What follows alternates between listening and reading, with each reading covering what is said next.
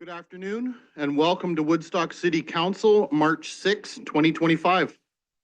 This hybrid meeting is being held in person here in council chambers and electronically in accordance with section 238, subsection 3.3 of the Municipal Act and section 16.6.24 of the City of Woodstock Procedure Bylaw.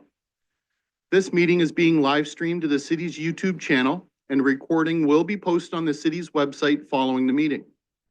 An agenda of the meeting can be found on the agendas, meetings, and minutes page of the city's website, and all councilors are in attendance, so no one's going to be attending virtually. We did have a very short closed session this afternoon that started at 1 o'clock, that ended at 1:06 this afternoon. And with that, are there any disclosure of any pecuniary interest? Councillor Tate? I, Councillor Deb Tate, declare the following potential pecuniary interest. Agenda item 14B1, subject matter, Edward Street, Mary Street, Wellington Street North reconstruction, contract number 11365, 11361, 11360, tender award, nature of the conflict. My son is employed by the contractor. Thank you. Anyone else? I will also be declaring a pecuniary interest in items 18, B and 18C with that I own property close to the subject properties in the bylaw section of today's meeting, and Councillor Wismer Van Meer will be taking the chair at that time. Anything further? Seeing none, any disclosure of new business? Matters arising from the minutes? And that brings us to the minutes. Councillor Lauder? Thank you. Moved by myself, second by Councillor Leatherborough, that the minutes of the regular meeting of Woodstock City Council held on February 20th, 2025, and the minutes of the special revenue budget meetings held on February 25th and February 26th, 2025 be adopted. Thank you. Any discussion or questions on those? Seeing none, all those in favor? That is carried. No additions to the agenda today, no presentations, no delegations, no consideration of planning reports. We do have, no consideration of correspondence, but we do have presentations, of course, today. And we are going to start with the Woodstock Art Gallery. Welcome, Ms. Porter. Mr. Dawson, welcome. Thank you. Thank you, Your Worship. Move this for a second. Oh, yeah, sorry. All the way.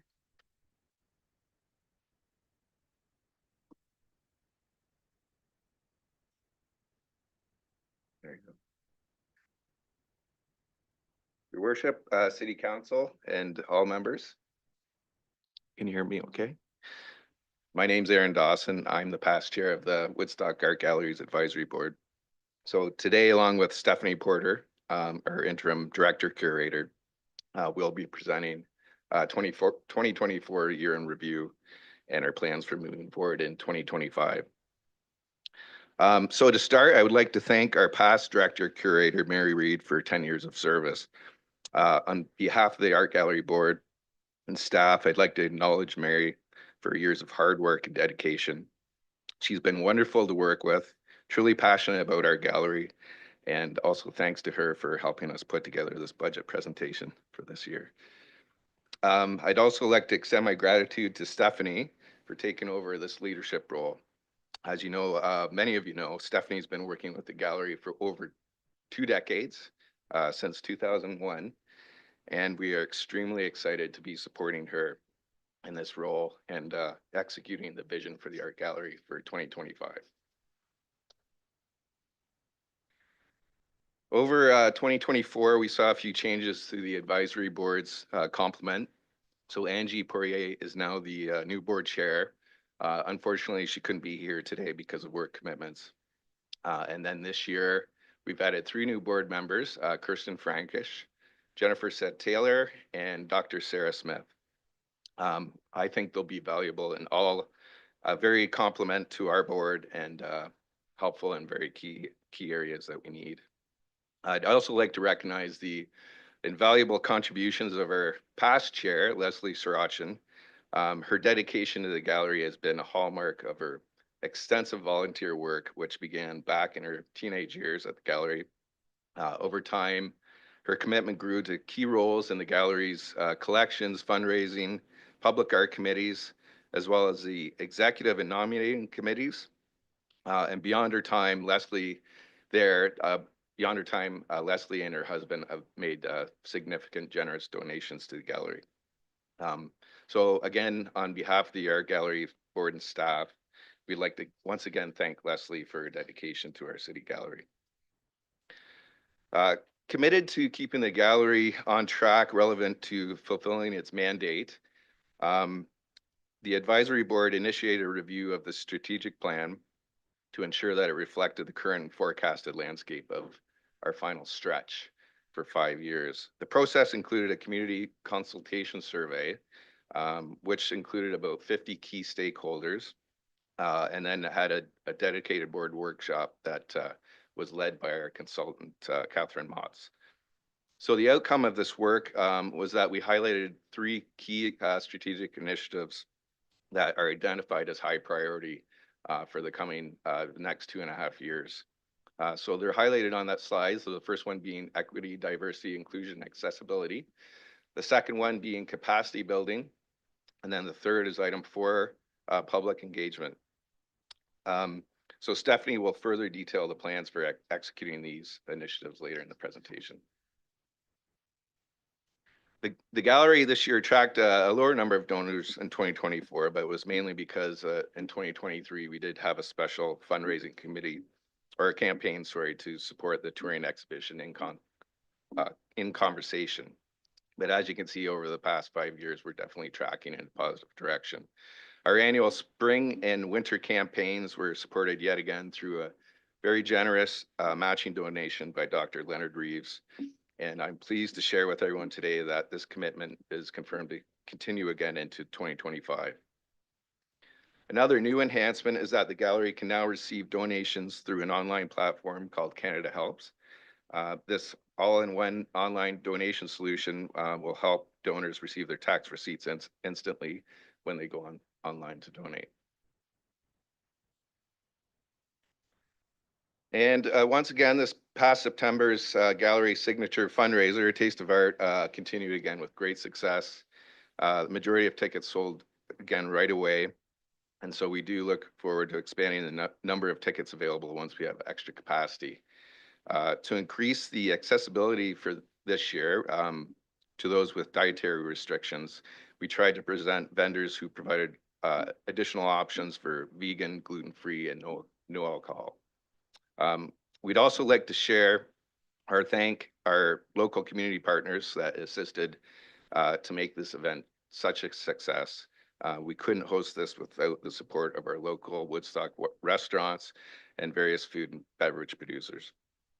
And I'd also like to say thanks once again to Investment Planning Council and Heart FM for their continued support with the Taste of Art. They've been doing it from the beginning.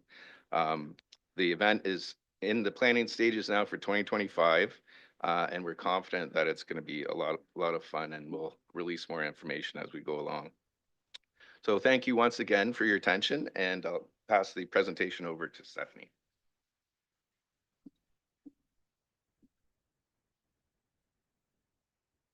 Thank you, Aaron. I'm now going to share with you an overview of the Art Gallery's operations using the 5 strategic priorities.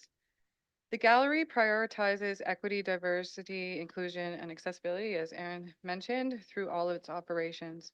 The 4 Seasons of Reconciliation training program is provided to new board members and staff.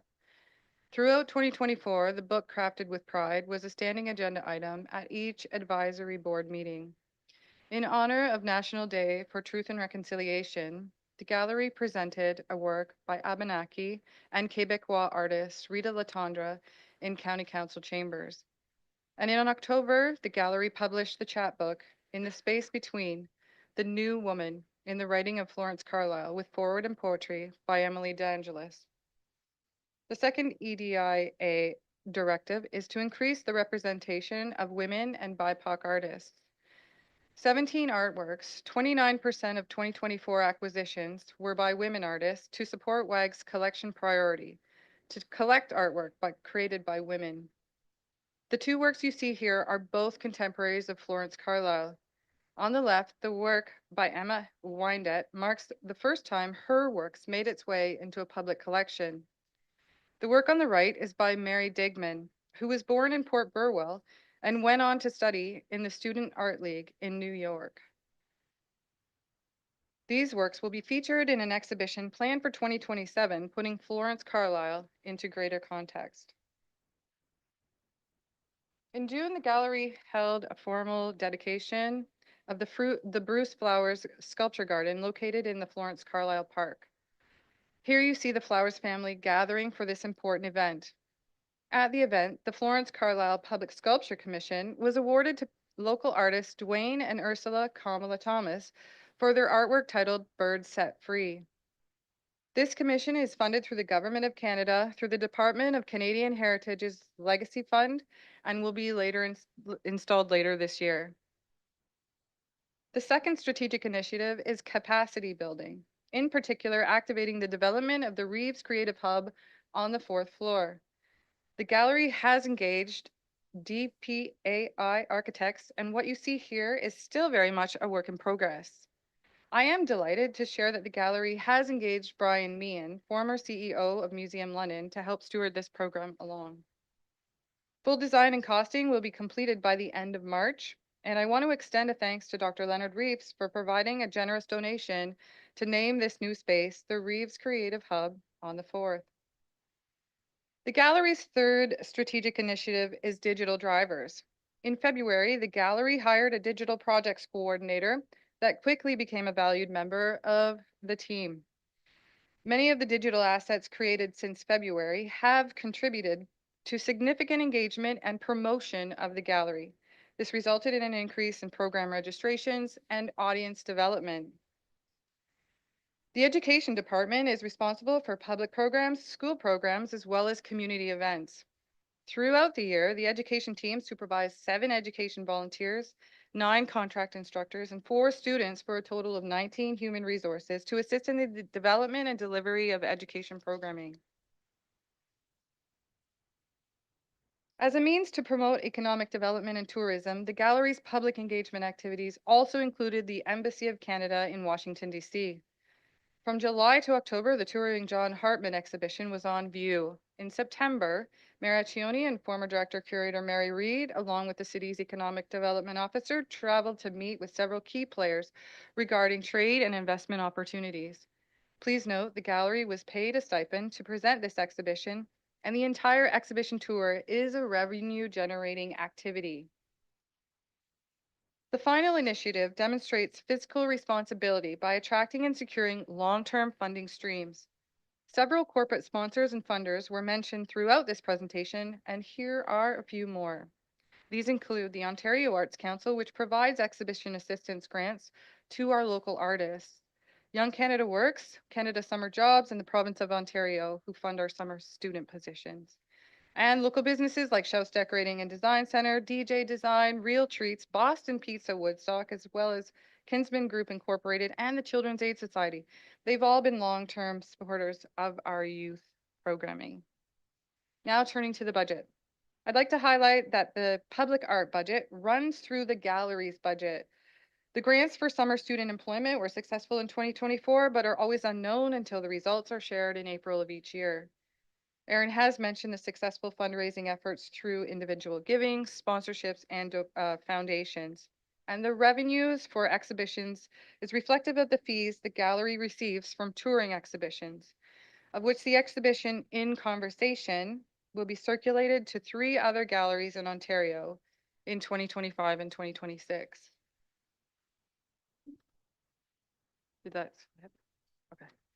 In terms of this expense side of things, there are 2 items the gallery cannot control in the budget. The items are staff salaries and maintenance of the building.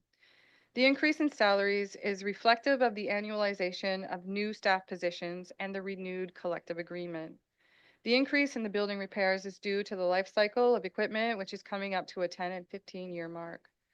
The opportunity to reduce the cost of professional fees through the work of contract art installers was not realized until the end of November, when the gallery hired a part-time installation technician. The overage in that line are offset in the savings in the salaries budget line. The fluctuation in the travel budget is reflective of the international travel and takes into account the artist travel, which was initially to be reimbursed directly to the artist, but for accounting purposes on the embassy level, ended up flowing through the gallery's operating budget.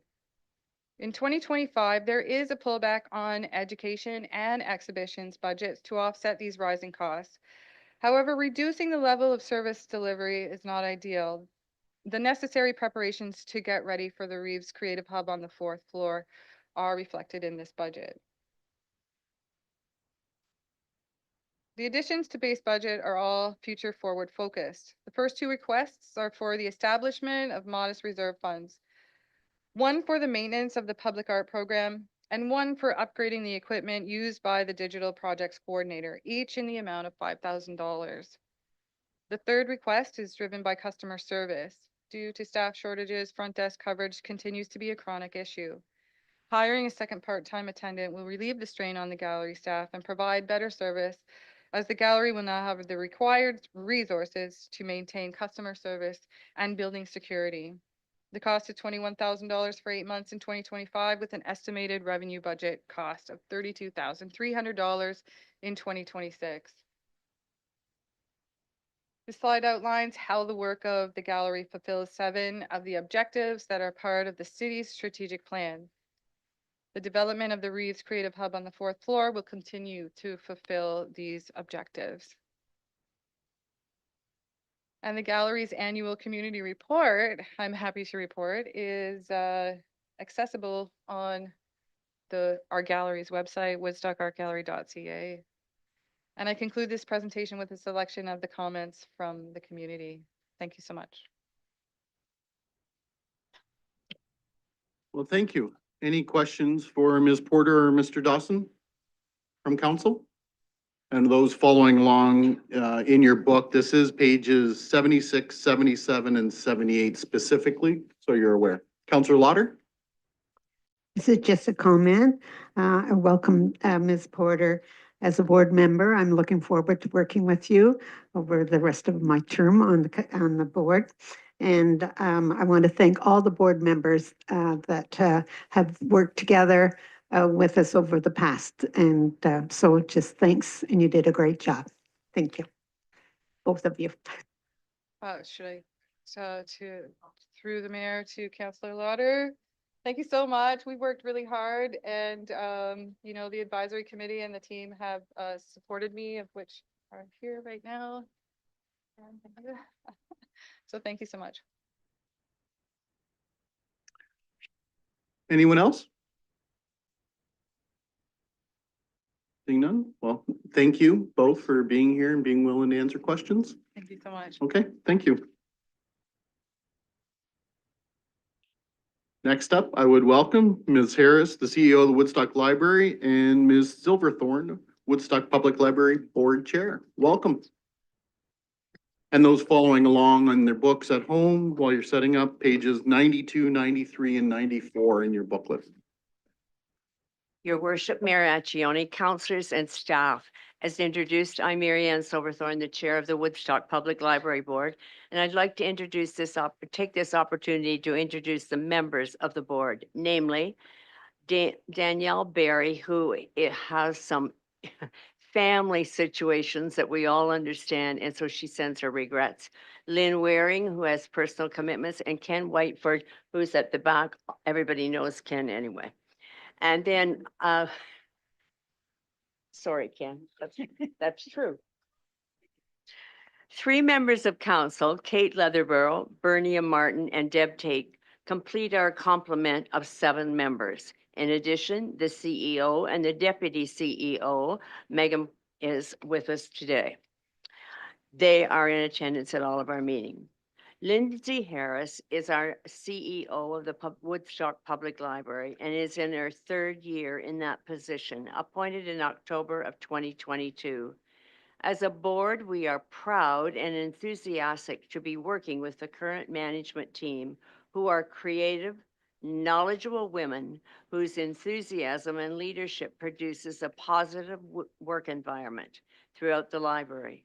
Lindsay and Megan Cook, the Director of Library Services and Deputy CEO, work together as a dynamic duo. The entire staff present the warm, collaborative atmosphere that prevails throughout the library. COVID saw a decline in our statistics. 2024 saw our statistics soar and excel in most areas. As a board, we were thrilled to see the number of new cardholders for 2024 jump to a new over-the-top height. These numbers continue to soar monthly as we begin 2025. This management team continues to make a difference as internal changes are welcomed by the staff and patrons. The Woodstock Public Library is a warm, friendly, welcoming place where our patrons can avail themselves of the many services available to each and every one. Excuse me.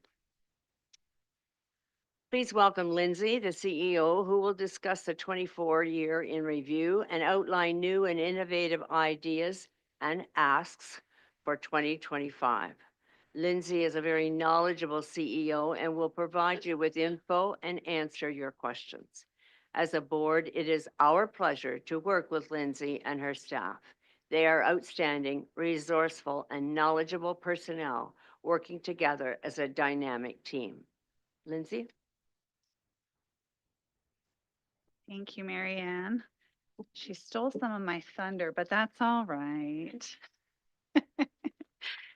So, good afternoon, everyone. Today, I will be covering the highlights of 2024, what we are excited about in 2025, and an overview of the 2025 budget request. 2024 was a very busy year for the library. We launched several new services and collections, including Mango Languages, which is a language learning tool, plus our adult literacy collection, and most recently, our local author collection, the beginnings of which you can see in the photo. You would be amazed how many authors there are in Woodstock and Oxford County. The library also undertook a staff-led customer service development project designed to identify and remove barriers for access to library programs, services, and staff assistance. We also spent the year developing a new strategic plan, which I will discuss in further detail shortly.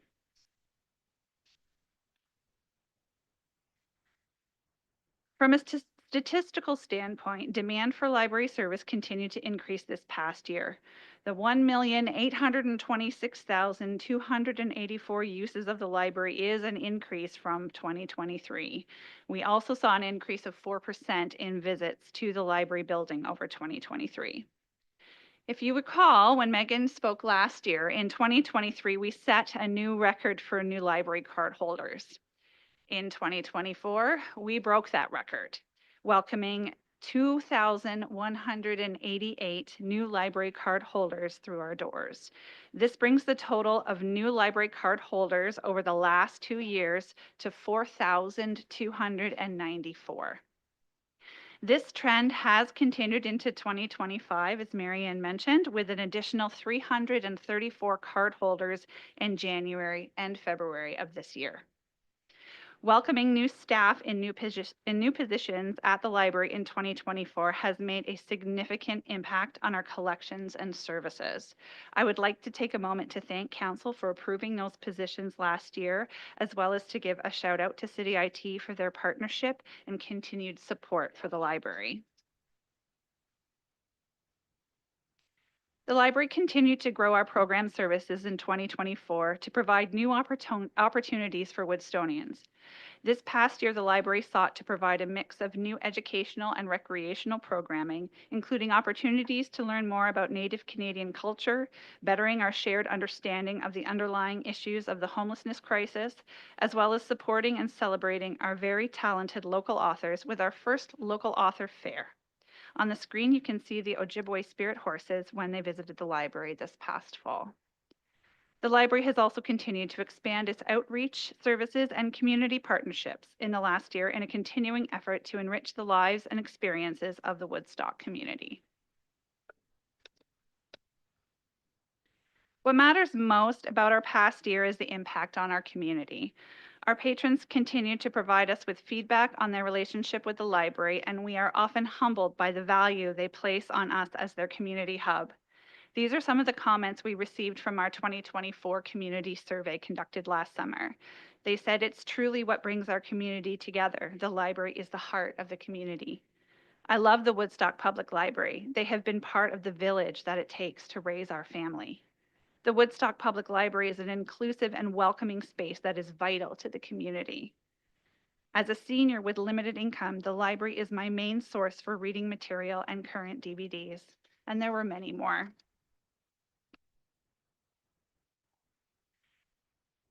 So last year we showed you a new tool that measures the monetary value or benefit of library space and services distributed over 7 areas. And it's called the Social Return on Investment, or SROI.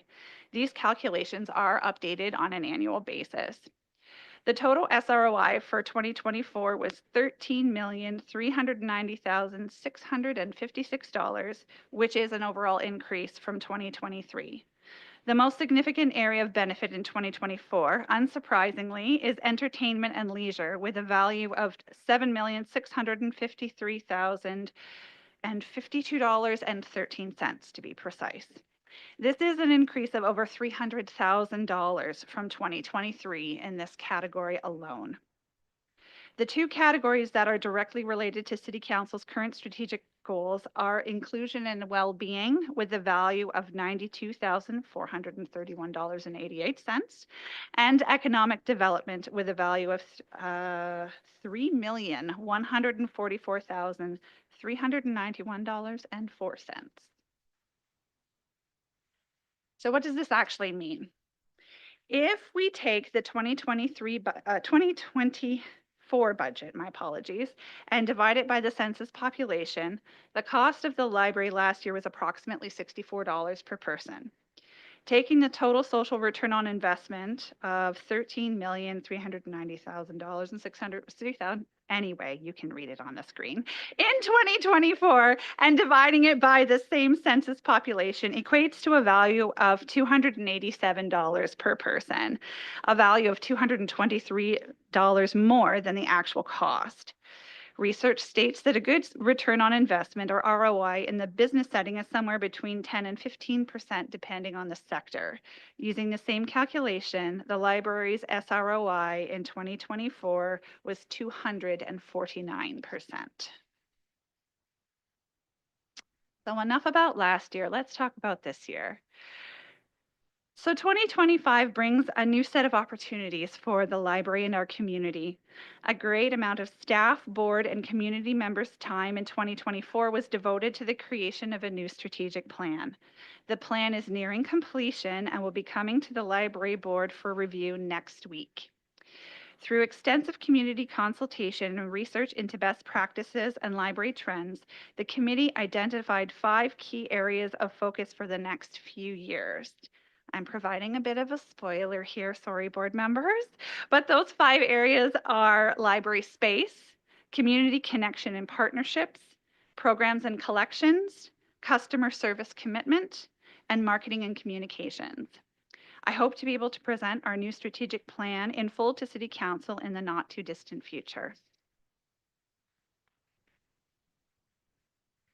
Many of the projects that we intend to undertake in 2025 and beyond are naturally tied to the approval and adoption of the new strategic plan.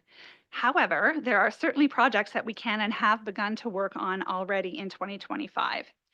As previously mentioned, the library is championing the results of our new customer service commitment. This staff-driven commitment works to identify barriers to library services, opportunities for streamlining processes, and improving the interactions we have with the community every day. The priorities in this framework range from how many staff members a person needs to speak to get their question answered, how easily residents of Woodstock can acquire a library card, how the phones are routed and answered, and much, much more. This is a commitment and not a project, as we do not believe that improving our services is ever complete.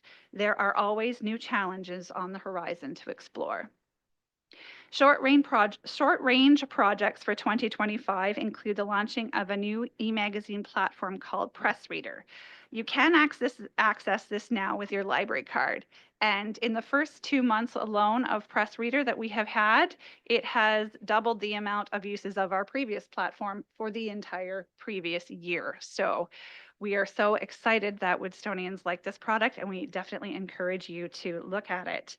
This resource provides virtual access to hundreds of magazines and newspapers from across the globe the day they are published, and in many languages.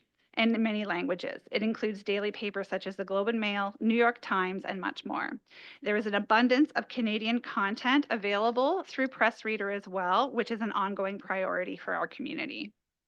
In addition to Press Reader, our team has been working to expand the library's digital collection from its current mostly adult materials to materials for children and teens, recognizing the flexibility, accessibility, and increasing demand for resources in this format. These 3 highlighted projects are being undertaken within the library's existing budget and do not require any additional funds to accomplish. And now the budget.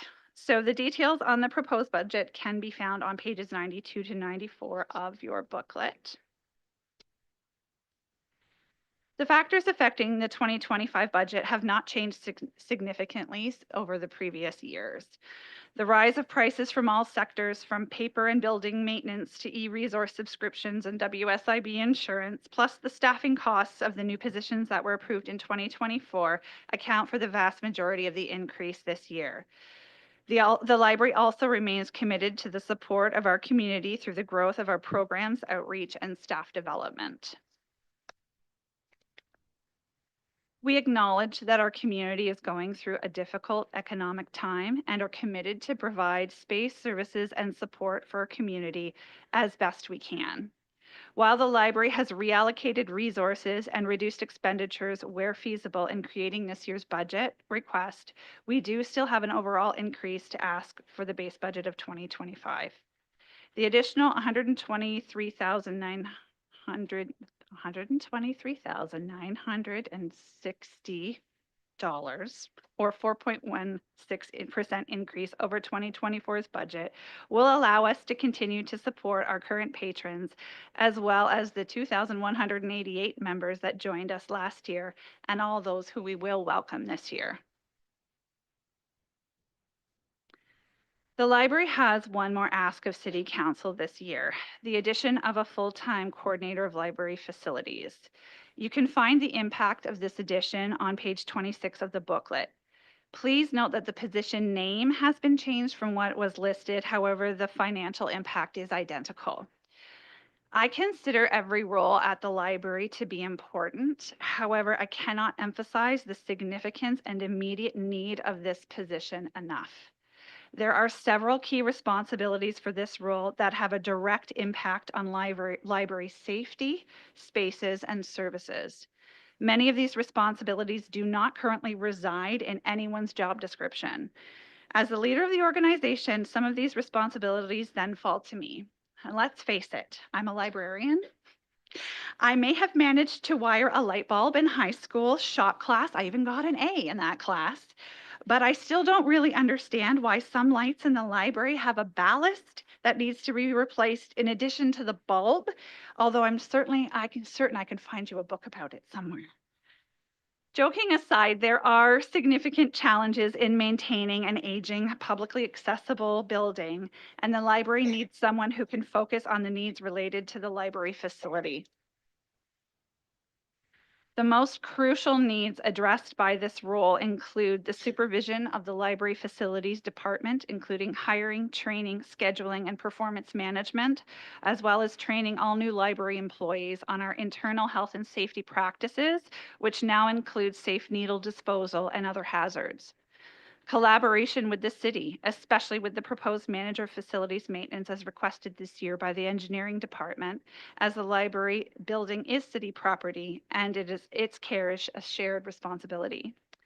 Managing repairs and maintenance of the building, including the hiring and coordination of tradespeople and contractors, creating policies, procedures, and processes for the facilities department, sitting on the library's joint health and safety committee, as well as other management and senior team joint committees, ensuring the library remains compliant with and exceeds health and safety standards, establishing cleaning standards and procedures to ensure the health and safety of staff and patrons, and much, much more. Ultimately, the health and safety of our staff and the community we serve is the foundation, literally and figuratively, that the library is built upon. This position is needed to ensure that that foundation endures. Thank you so much for taking the time for this presentation. I would be happy to answer any questions. Thank you. Any questions of Ms. Harris or Ms. Silverthorne? Counselor Schadenberg. First, a plug to thank staff because I know this Saturday, March the 8th, from 11 a.m. to 3 p.m. is CD Saturday, and it's at the library. So it's a great concern from the Environment Advisory Committee from the City of Woodstock, along with the library, to cooperatively pull this event off. And it's certainly something that everybody, whether you've got kids or not, should be attending the event because there's lots of things to learn about, especially from seeds and how to grow gardens. But my question is, and the revenue from 2024, there was a planned development charges to the library of $80,000, but the 2024 year-to-date became zero. How did that affect the revenue or the operation of the library in general? If there's an explanation to that. So I might have to ask our treasurer to comment on that specifically. Ultimately, my understanding is that we did not require those funds to, we managed to keep our costs lower and we did not require them, but I will let the treasurer speak to that if she has anything else to say. Your worship, through the question. That's Miss oh, sorry, I'm feeling quite right today. Miss Harris is correct that we're just finalizing the library 24 results now, and at this point they are under budget, so we're not going to bring in any reserve fund or reserve money if we don't need it.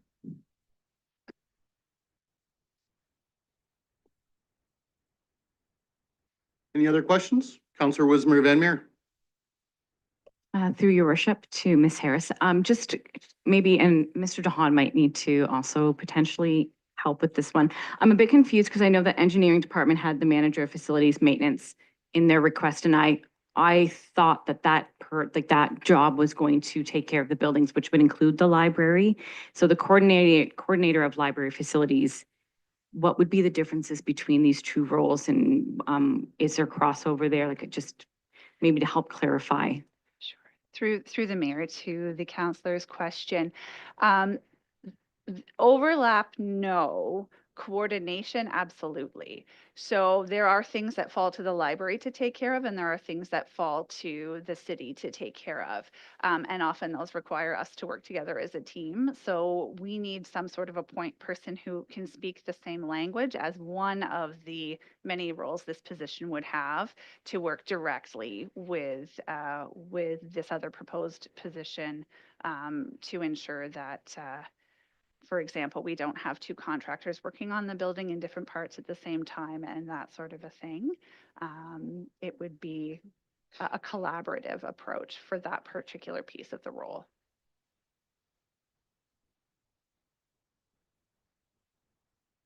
If I may continue along that, because I've got a very similar questions and thoughts. So at the library right now, is there any maintenance staff currently employed there?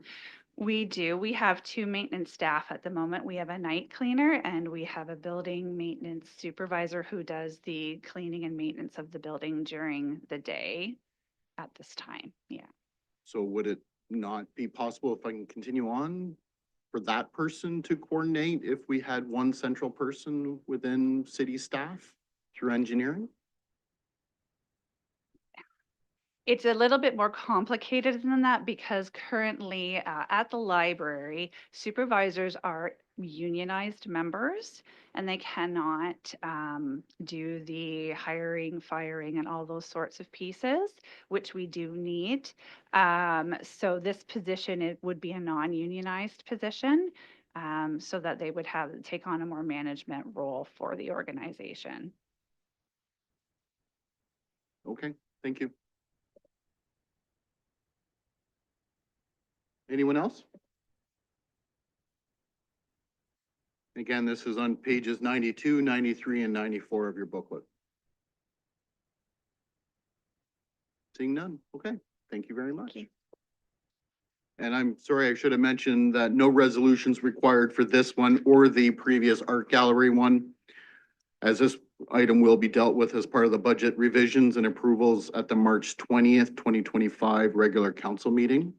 At this point, I would welcome Chief Wilkinson and Mr. Whiteford of the Police Services Board Chair to come forward.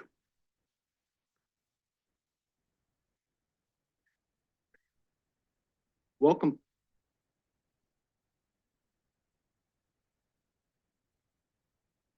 Well, this is council a low-tech presentation. I don't have any photo ops here on the wall or on the screen. I did consider pyrotechnics, but decided to back away from it for safety reasons.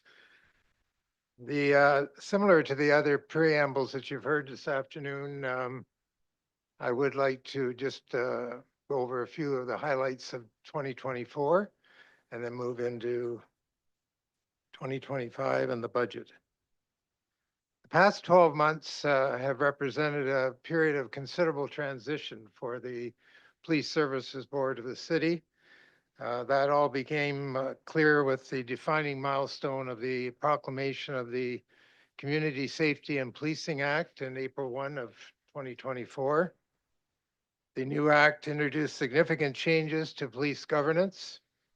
Our board members rose to the occasion, completing extensive training, including mandated training from the ministry in order to navigate this new era with confidence. Last August, we had the privilege of welcoming Solicitor General Michael Kersner to our headquarters, and during his visit, he toured the facility, engaged with board members and senior management, gaining a firsthand understanding of our operations and initiatives. We also saw the addition of police service dog Cruz to our team. The Name the Canine competition captured the community's enthusiasm and highlighted Woodstock's collaborative spirit. Our service was also bolstered by the arrival of 6 new graduates from the Ontario Police College, whose commitment will undoubtedly enhance the service's operational capabilities. I come back to the introduction of the new act. Police boards are now legislated to provide adequate and effective policing, and with this directive comes new costs on top of the operational and capital costs that are already on the books. And this brings me to the 2025 budget that is before you and reflecting what I've just stated. As a police service board, we are well aware of the magnitude of the ask. This budget was the subject of a thorough review dating back to November of last year and culminates in a unanimous approval by the board. The mission of the board is to ensure the safety and well-being of all members of the city. The mission is now underscored by the requirements of our overriding legislation to provide adequate and effective policing. The board believes that this budget reflects both the mission and the legislative requirement. To adhere to the mission and achieve the legislative target, we depend on people, which brings me to the fact that 90% of the budget that's before you is devoted to human resources. One factor that has assisted our cause over the past year has been the consistency of the membership of the board. The 5-member board is composed of the mayor, Councillor Lauder, Community Representative Daryl Stevenson, and the Vice Chair, Leslie Farrell, and myself. On top of that, our senior management team is being consistent as well. Chief Wilkinson, Deputy Chief Novicic, and 2 inspectors, Jamie Taylor and Heidi Becks. And I see that 3 out of those 4 are here, so somebody's looking after the fort. I will now ask the chief to highlight the budget for 2025.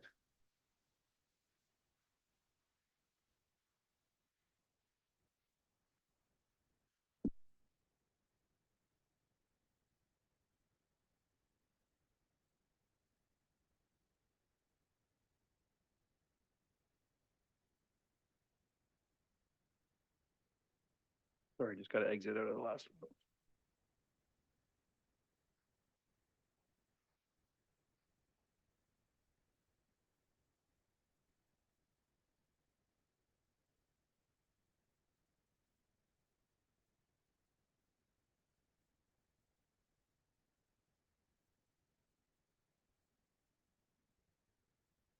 Ready. Try to keep some of my notes off to the side here. All right, good afternoon, your worship and councilors. It's my pleasure to present the 2025 budget proposal for the Woodstock Police this afternoon.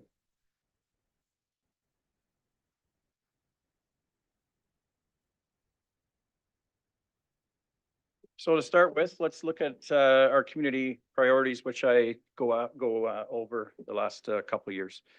The Woodstock Police Service is dedicated to ensuring the safety and well-being of all members of our community. So we want to be sure that we have enough officers on patrol to answer all emergency calls for service, keeping pace with our community growth. This includes intimate partner violence, it includes human trafficking, it includes assaults, drugs, intelligence gathering, investigations, traffic issues, frauds, and more. Drug enforcement has always been a top priority in the city of Woodstock and a top priority amongst our citizens in the community. And you have noticed throughout the year and most recently, a lot of drug initiated investigations in the media and on Facebook. So we have increased our traffic enforcement efforts and also formed a traffic unit. That unit consists of 1 full-time member most of 2024, but we introduced a second one near the end of 24. So in 25, you'll see even higher statistics on that. We need to maintain our visibility and our patrols throughout the community and the city, whether downtown, parks, pathways, and all roadways as well.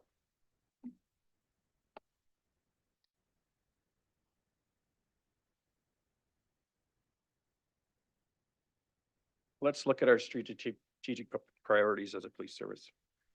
Number 1, improve community safety. Number 1 on the city of Woodstock strategic plan, which is also provide a safe community for all. So those priorities align with the city. There are a number of goals and targets that fall under these priorities, including, again, making our roads safer, enhancing our drug enforcement, improving outcomes for victims of crime, and a greater focus on the downtown. There's always room for more collaboration and engagement with the community through improving our external communications, working with and mobilizing the community, and better engaging with our community partners, our diverse communities, our youth, our elderly, and our vulnerable populations. Number 3, enhancing organizational excellence by continuing to leverage technology to make more efficient use of our resources, looking after our members' mental health and physical wellness, and enhancing our performance management and career development. So does Woodstock have the capacity to meet our priorities? Woodstock Police is prepared to provide adequate and effective policing for 2025 and beyond. And to do this, as the chair spoke about adequate and effective policing, I actually went and grabbed some sort of a definition just to explain to the public what that means. So adequate and effective policing means keeping the community safe while making sure that everyone is treated fairly and respectfully. It involves police officers being well trained, using the right tools, being proactive in preventing and solving crimes. Good policing also means building trust with the community, being transparent in their actions, and making sure everyone's rights are respected. Effective policing uses smart strategies and technology to stay ahead of crime and deal with problems quickly. It's important for police to always improve their methods and adapt to the needs of the community. So what is the price you want to put on public safety? The new Community Policing Act outlines many requirements that we need for policing, which carry heavy price tags. For example, at the end of last year, I spent on our budget $60,000 for clothing alone for our emergency response unit. That was a requirement to have a uniform that does not melt or drip, and it's part of the Community Safety Policing Act, and that's only 12-member team. Lately, discussions with other police services is how we are going to deal with the mental health crisis response education and applied training courses that are required. It's very financially demanding. Early estimates are over $100,000 to complete the required training delivered by Wilfrid Laurier or Toronto Metropolitan University, and that's written in the Act. We continue to look alongside the mental health that is in the, I'll refer to it as the CSPA, just quicker. We've met with a psychologist recently to provide mental health training to all our members, including our civilian staff. And again, that comes with a heavy price tag. Currently, we still have a lot of our mental health engagements in the police service. We have a dedicated quiet room. We have wellness checks with clinical psychologists. We have hours provided for passing yearly fitness tests. We still have our peer support team consisting of 10 members and a police chaplain who are trained yearly in dealing with officers, whether it's work-related or even personal life-related. And it seems to have been going well for the last 4 years. We have our EAP program. We also have $5,000 benefit towards mental health assistance, which is used on a regular basis. Let's look at our demand. Over the last 6 years, we've been pretty steady. Last year, our officers attended 20,995 calls. It's been consistent since 2019, and definitely you will not see a decrease. Let's look at our demands on our service. Well, it's not just the number of calls, it's the types of calls, the number of weapons-related calls, the assaults, the number of impaired drivers, the drug investigations, they all remain high. Our drug unit continues to work hard at gathering intelligence, taking down drug traffickers. These investigations take a long time to complete and often lead to different jurisdictions where we work with different police services. An impaired driving investigation can tie up an officer for a lot of their shift, not to mention the time it is required to prosecute and get ready for court. A drug-related impaired requires even more time. It requires the services of an expert officer. That officer attends 2 weeks of training in Ontario and then spends 1 week in Jacksonville, Florida, completing their training. It's very difficult training, and not everyone is successful.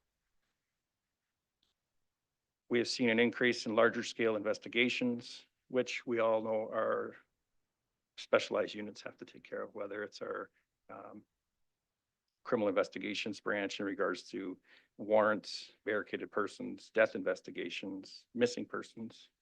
Again, with our domestic violence situations, our human trafficking, these all require specialized training.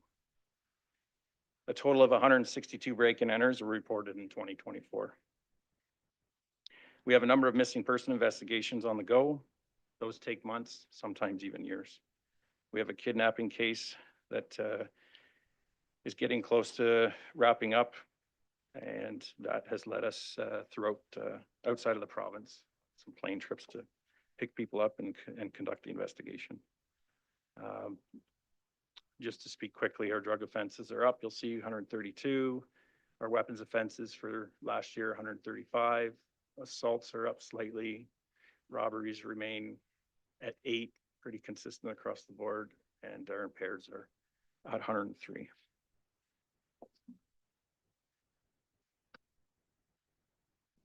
So unwanted persons remain part of our highest call volume. Every one of these requires a minimum of 2 officers and maybe a supervisor to attend. We have had 253 attempted or threats of suicide incidents. Most of these incidents would have an officer to attend along with a mental health worker during the day. And this is the highest number we've ever seen in Woodstock. We've experienced 80 calls for service in regards to a person overdosing. 7 of these calls unfortunately resulted in deaths. Every death is treated suspicious and investigated very thoroughly, and it could take weeks to investigate. Incidents of fraud continue to increase. These are the incidents that you receive a phone call daily, weekly, trying to steal money, being tricked out of thousands of dollars. The increase in school violence is very concerning to me as a police chief. 47 incidents of school violence. As you see over the last 3 years, it's gone up. These are only the reported incidents. This number could certainly be higher. The school resource program, you'll remember, was canceled by both Thames Valley and London District Catholic School Board. London Catholic School Board is currently piloting a new version of the program. We have found other ways to engage youth outside of that in regards to camps, baseball, our youth and policing, our co-op, our recruitment days. Training sessions after school have actually gained traction, and we've held youth on drugs informative sessions after school and their effects, and parents were invited to those. Lately, we have been allowed to return to schools, so we can walk through the schools. We can meet with students. We can meet with staff. We can conduct walkthroughs. And the only thing that we can't do is provide programming or teaching. So it's a step in the right direction. Our arrests for 2024 were 1,416. Again, that takes 2 to 4 hours for an officer to finish an arrest report for a simple warrant. We know our population will continue to rise. In 2025, we were slated for approximately 50,000.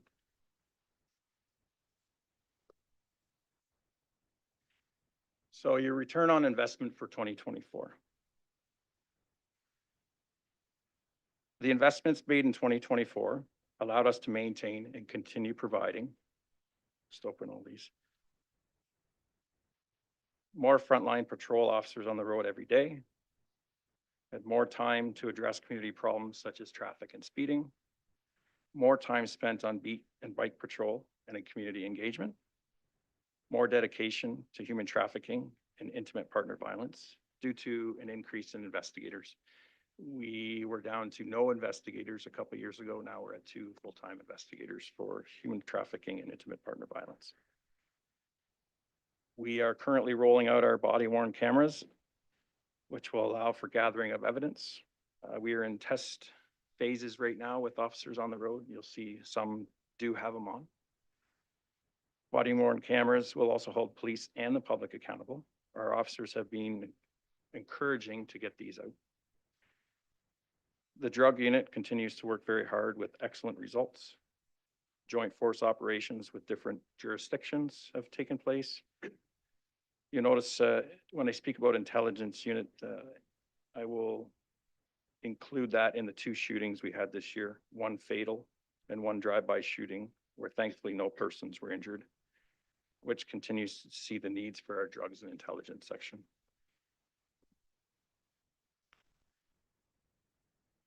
Again, your return on investment for statistics, criminal code charges continue to be high.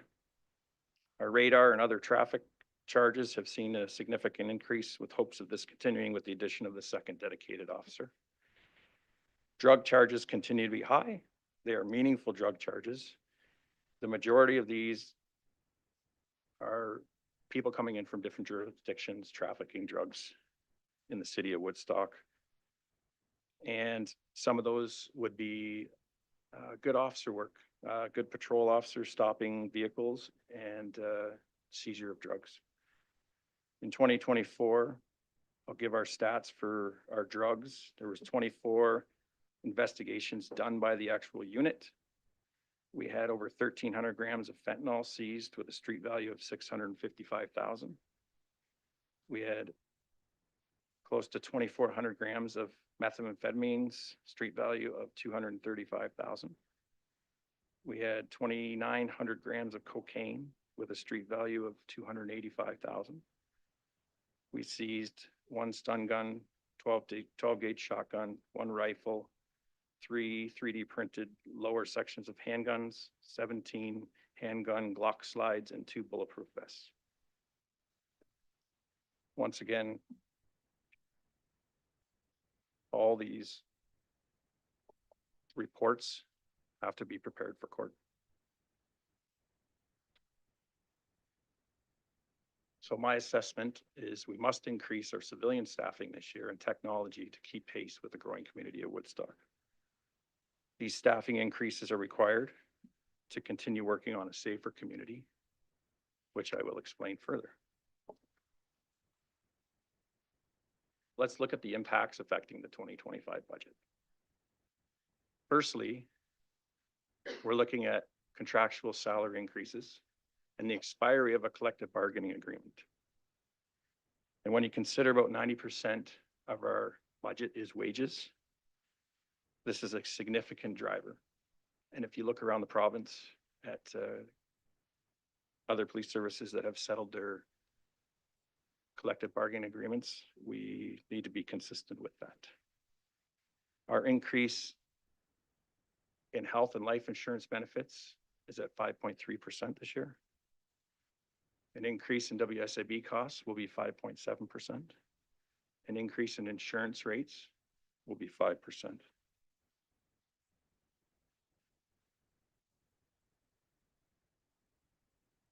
Further to that impact is to increase our frontline patrol vehicles. A vehicle is much more expensive to purchase and outfit today. We have to continue leveraging our technology. Body-worn cameras for transparency and accountability. We have drones, we have automated license plate recognition. Recently, we introduced a program technology, biometrics. So it monitors the breathing and heart rates of a person in our cells.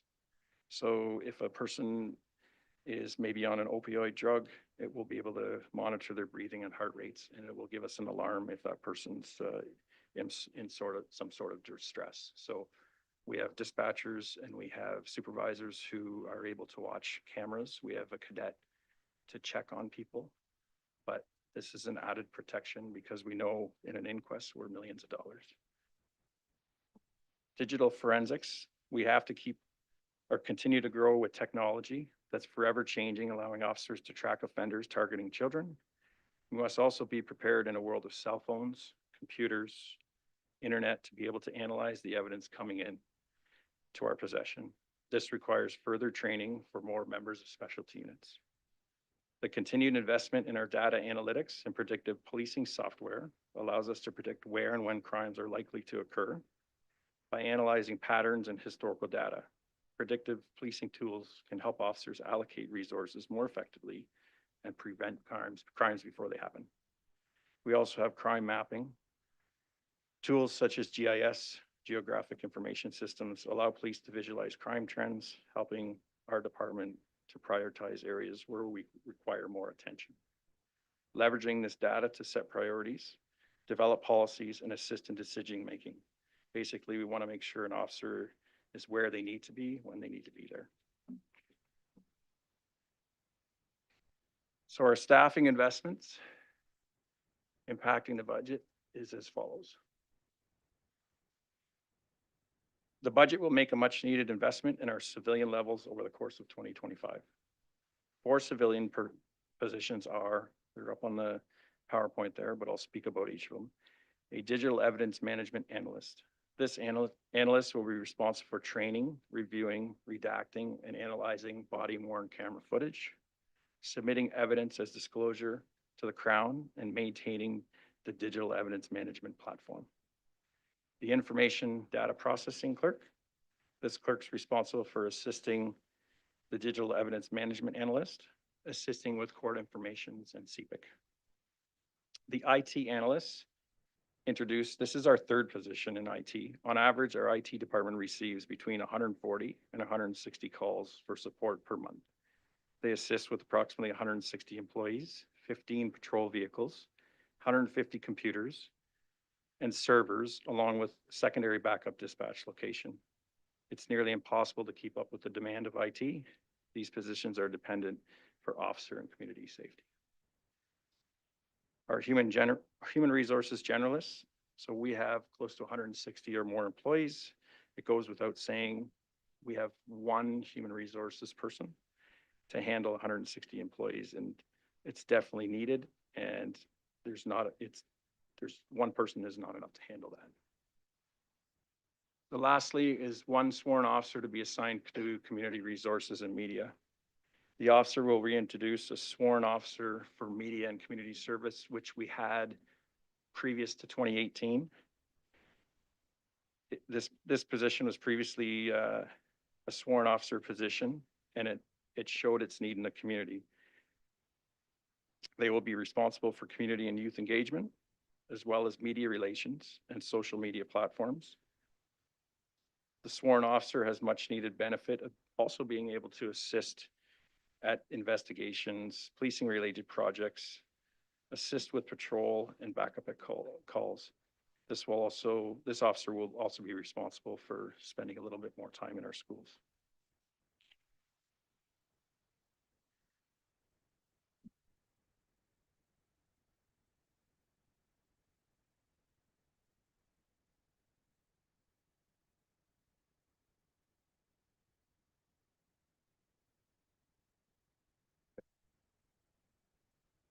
So again, service improvements expected is the increased technology capabilities, keeping our computers and our servers up to date with the latest technology, helping us maintain our police vehicles, our GPS systems, our radios, and providing community and officer safety. And I've already spoke about our digital evidence management and data processing, but we must keep the flow of evidence moving to our crowns. And that's why we need the civilian side of things to deal with their evidence coming in from body worn cameras, because there are disclosure timelines that we must meet. And it doesn't matter what the case is, but that case could be thrown out of court, no matter the profile of the case. We must increase in stress management and wellness for all of our positions, providing much needed assistance, not overworking or burning out our people.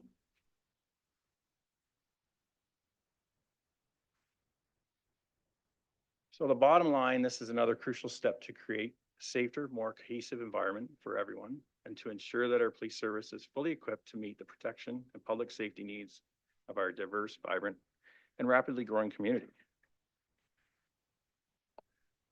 So the budget. So the projected operational expenditures, 26,656,679. Our projected revenues, 3,841,163, which leaves us with a projected net police budget of 22,815,516. When I look at this number, the total increase is 9.09 over 2024. 9.45 was the original approved budget. I was able to shave off some percentages with that, with a grant, a small grant. An increase of 1.9 million. The exact number is 1.9796. Wages alone, as we speak of, are close to 89 to 90%. That puts us in the area of just over 6%. The remainder is about 2.9%, which, when I speak of increases to WSIB, our benefits, our insurance rates. I was going to introduce 2 vehicles. I dropped that to 1 vehicle. We also have to pay for our digital evidence management plans, Axon body cameras, and all these are included in our IT budget now. As I explained last year, I was able to cut a couple vehicles and some IT costs. The IT costs are back in line where they should be. Reserve monies also have a purpose. Those are where we need to manage the funds properly for worst case scenarios and avoidance of a deficit. In policing, you don't have the luxury of immediately replacing departures or retirements. So if we don't plan for personnel now, it would be irresponsible and difficult on a budget. The police service has had great success at applying for any and receiving any grants. As of right now, grants are limited. Grant allocations have not been allocated as of yet, which makes our revenues, which affects our revenues. When I look at this budget, last year I had a surplus and I knew I was going to have a surplus near the end of the year. All that money was put back into this budget, 640,000. I knew we had a collective bargaining agreement coming up, and I knew that it was going to affect this budget. So it all went back in. I had it in our labor relations reserve, which is strictly for this type of situation when you deal with your collective bargaining agreements. So 640,000 out of police reserves is in this budget to bring it down to 9.09, and 40,000 out of benefits surplus I took out to put in here. So 680,000 is back in this budget.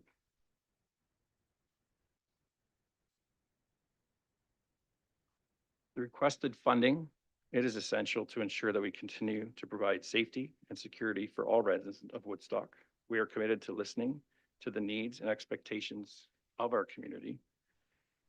As our city grows, it is vital that our police service grows alongside it to maintain effective and efficient policing. This investment will enable us to meet the challenges of today while preparing us to serve and protect our community well into the future. Happy to answer any questions. A little dry. Thank you, Chief. Counselor Tate? I have a couple comments and then just one question. And I just like to comment, I'm glad that Stephanie stayed for the presentation because her father used to be the Crown Attorney. So she fully, I'm sure, understands the changes that have gone on since this time to now. I just want to comment about the size of the city, and it's, we were one of the fastest growing cities in Canada. And unfortunately, when I see the stats, it also brought big city crime. So when I see the stats on the weapons, I find it horrifying because I think probably even 10 years ago, you never saw that. And even some of the big cities, you didn't see it like you do now. I know how difficult it is to do the budget. Years of experience, I get it, but the ultimate responsibility is on the police force to keep everybody safe. And it's very challenging times. So I also like to thank the board because I know how difficult it was, all the training and all the changes, and then for the force to have to go through all that. I also understand where a lot of the expense goes to.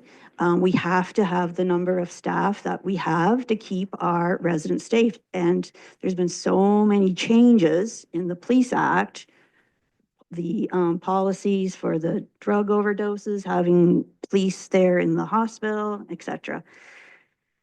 So I'd like to thank you for all your work and all the officers. And I've commented this before. This is one of those jobs that whenever you go to a call, you never see anybody for a happy reason. I don't think people understand the scope of the job. One thing and it really bothered me is the lack of respect anymore for our police. But then I realized it's just not for the police. The younger generation seems to be a lack of respect everywhere. And I find it extremely upsetting, the lack of respect to the police. It used to be when the police said stop, you stopped. You don't have that anymore. So each call is so different than what it used to be, and I'm sure from when you started. So my only question was on the reserve, but you answered that completely. So that was it. I just had those comments. I just wanted to just for the public to be a little more respectful of the position. It's very difficult. And as the one chief used to say, my number one job was to make sure that my officers came home every night. And I don't think you can say that about any other job other than emergency services. So thanks. Thank you. Counselor Martin? Thank you, Mayor Achoni. I had a question about something you mentioned fairly early in your presentation. I tried to jot down the notes. If I got it wrong, I apologize. I think you said $100,000 mandated training through Wilfrid Laurier University is a new requirement, a new mandate under the brought forward in changes to the Community Safety Policing Act. Thank you. My question around that, has that started? Obviously, there was an intention to help with mental health and wellness for officers and for all staff. What are you seeing as what is the opportunity there for us to support your staff? Talk to me a little bit more about that mandated training, what you see as the opportunity, because I know it's a cost, but how can we help get ahead of mental health and wellness so that we don't see this continual cycle of people needing to take stress leaves or PTSD or whatever it happens to be? So it's a loaded question, I realize, and I know that this is new, but you have a very positive relationship with Michael Kersner, the Solicitor General. And so if you can share what some of that thinking is around providing these supports, I assume that this is to be preventative and to assist upstream rather than spending money downstream, but a loaded question. Look forward to your answer. Through your worship, to the councillor question. Section 6 and 7 of the CSPA. That's where it's explained. So this is something we're discussing amongst police services and trying to share opportunities that we might be able to share some costs. We don't know yet. It's still too early. Even some of the big police services haven't gone down this road to figure it out yet. It is a heavy cost. We don't know if it can be virtual. It actually, those two universities are named in the CSPA that you have to use their programs. And on top of that, it requires officers to have not just it once, it explains how you have to have it regularly. And I think that's what they're trying to do is get ahead of the game and make sure officers understand what they're going to be feeling when they go to a call. It's different nowadays. Officers are very open to discussing it. Like our peer support team is very busy.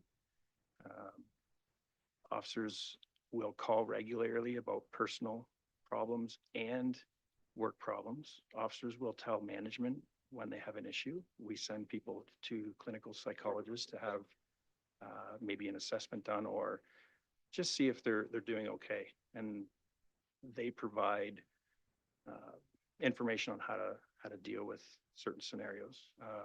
Our officers of late, a number of them had been assaulted lately.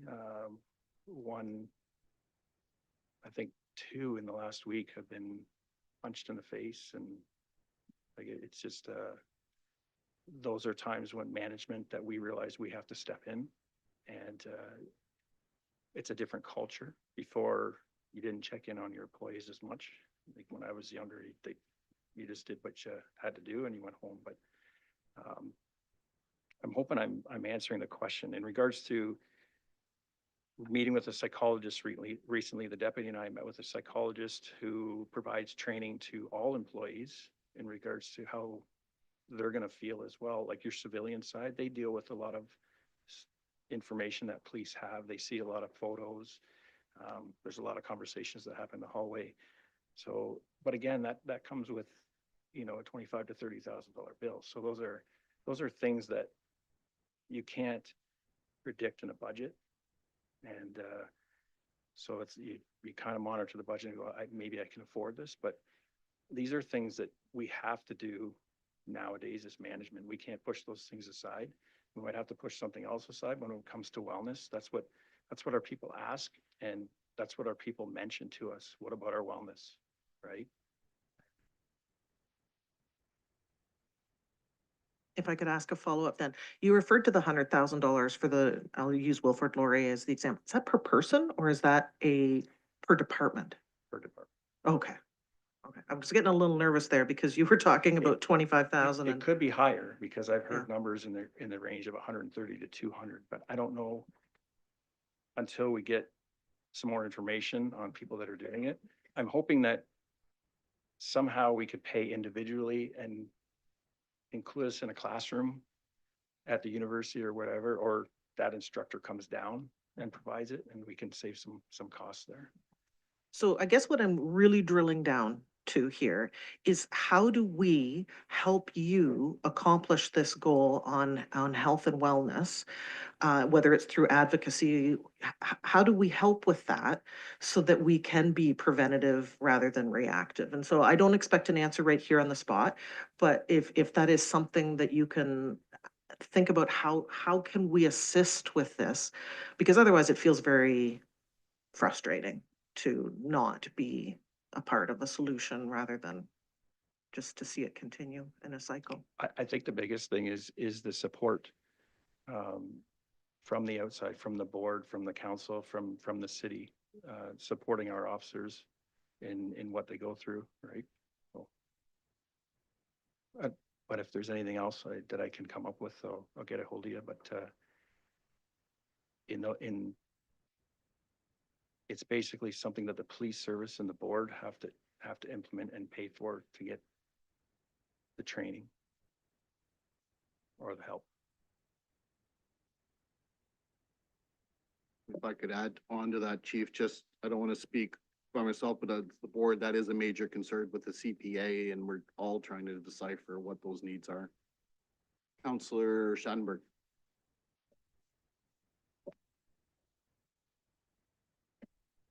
Yeah, from the mayor through the chief, the Community Safety Policing Act, is that the one that's kind of moving towards requesting more body cameras be worn by police officers? Or is that something you want to do internally? For your worship, to the councilor's question. So body cameras is something that we did a survey a couple of years ago with the city, and 82% of the citizens in the community were in favor of having body cameras. 53% were in favor of paying for them.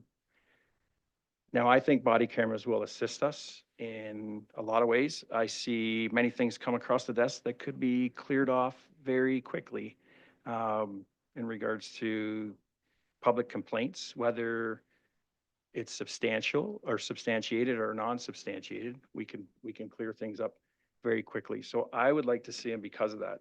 In regards to an assault the other day, we had a complaint about officers, and we were able to put that to rest because of video camera. If we had a body camera, we wouldn't even have to wait till we got that a few days later. We could analyze that right away and put things to rest. Some of your public complaints with, it used to be the OIPRD, but now it's called LECA, Law Enforcement Complaints, is where citizens can make their complaints against officers. And a lot of times it would clear those complaints up rather than have something over somebody's head. If an officer is accused of something in regards to, say they were accused of sexual assault by a citizen, that is an automatic SIU investigation where you'd have to call the Special Investigations Unit. And back in the day, it could take a year or more to clear that officer up if it wasn't legit. And with the body camera, that would have been solved within a minute just by looking at it to see if anything happened or didn't happen, right?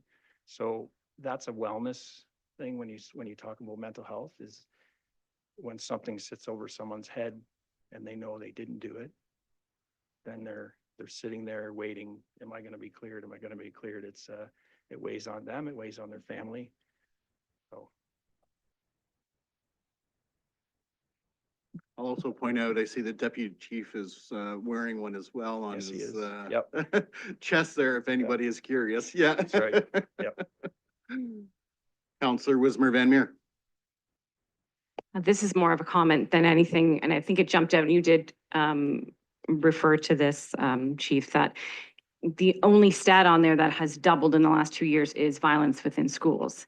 And so as a person that works in social services with youth and as a parent of 2 teens that are in high schools, this has happened at my kids' school, and the last one was very serious and really disturbing, and my son witnessed it, and it was a really horrific thing to see happen. I mean, as a person that grew up in this community, went to these schools, yes, there was things that happened, but to the severity of what's happening today is very scary. So I think that's another thing.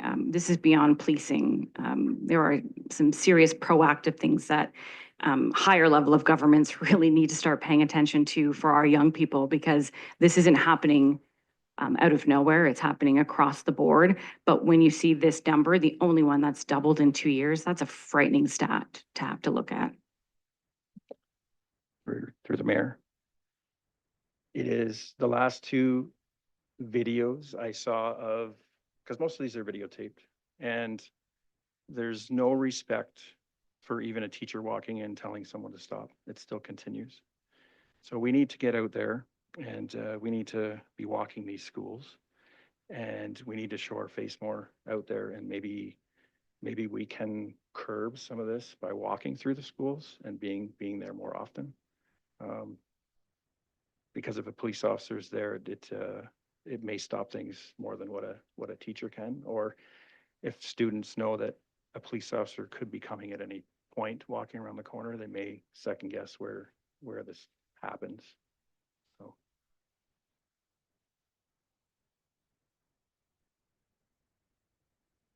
Anyone else?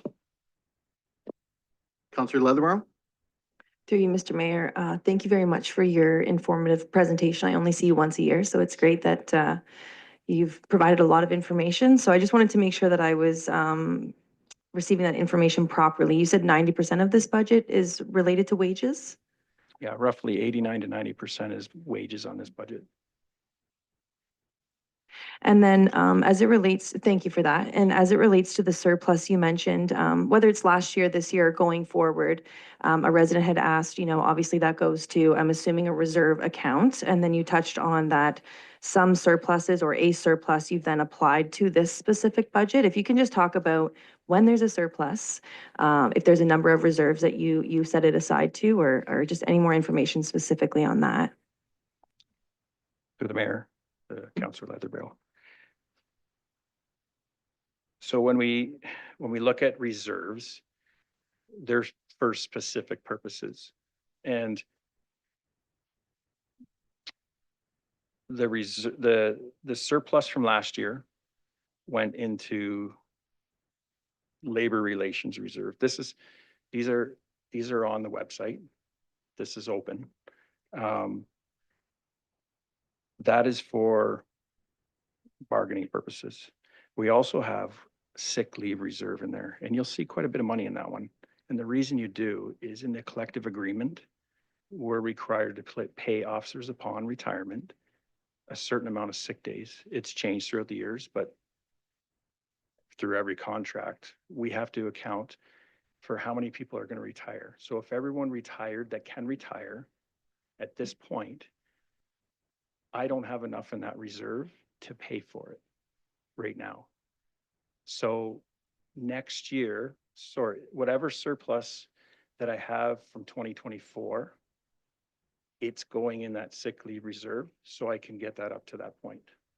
I also have a reserve for radios.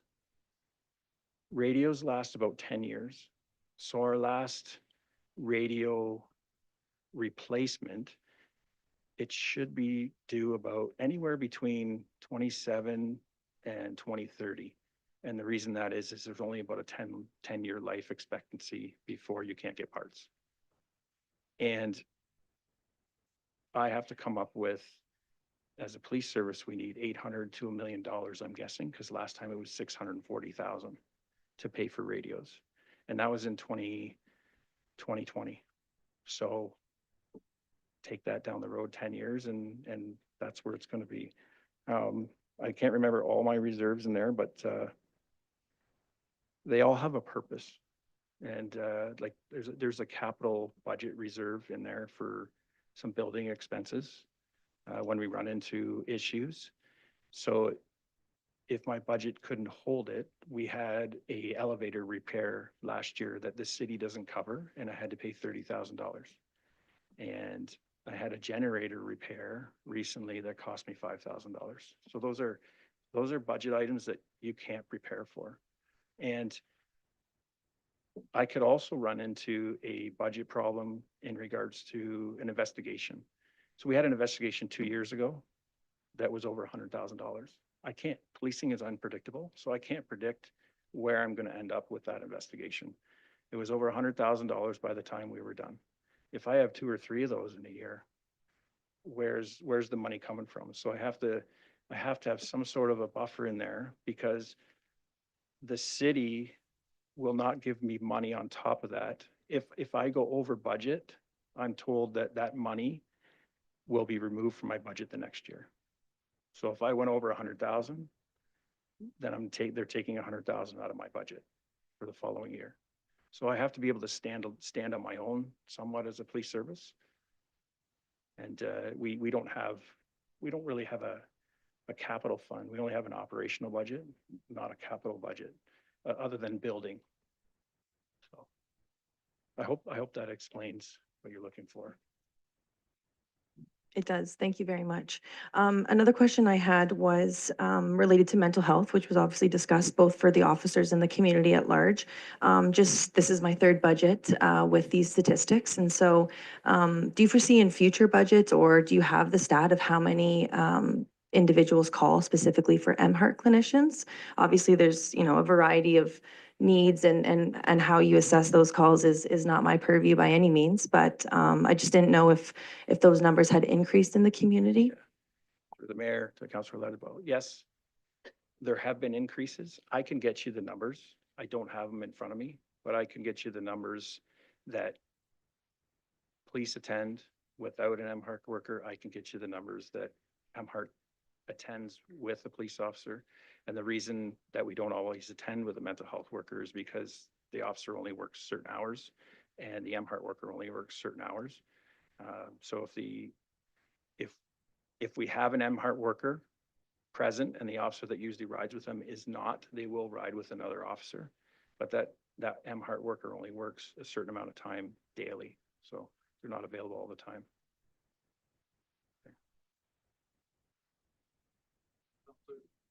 All right, Councillor Tate. Yeah, sorry, just to follow up, I was thinking afterwards, and for the public's benefit, because I don't think they realize how large the payout is to an officer for sick leave. So because the officer has so many days they're allowed. So I think it's changed somewhat, but it used to be you were allowed to accumulate all your sick time until you retired and then had that payout. Because I can remember the CAO commenting some of the checks are over 100,000 for long-term employees. So I don't want the public to think it's a little bit of amount. It is a large amount. And just the other question, which I forgot, I was going to ask, what are you seeing for a percentage and increase on the other police forces that have settled?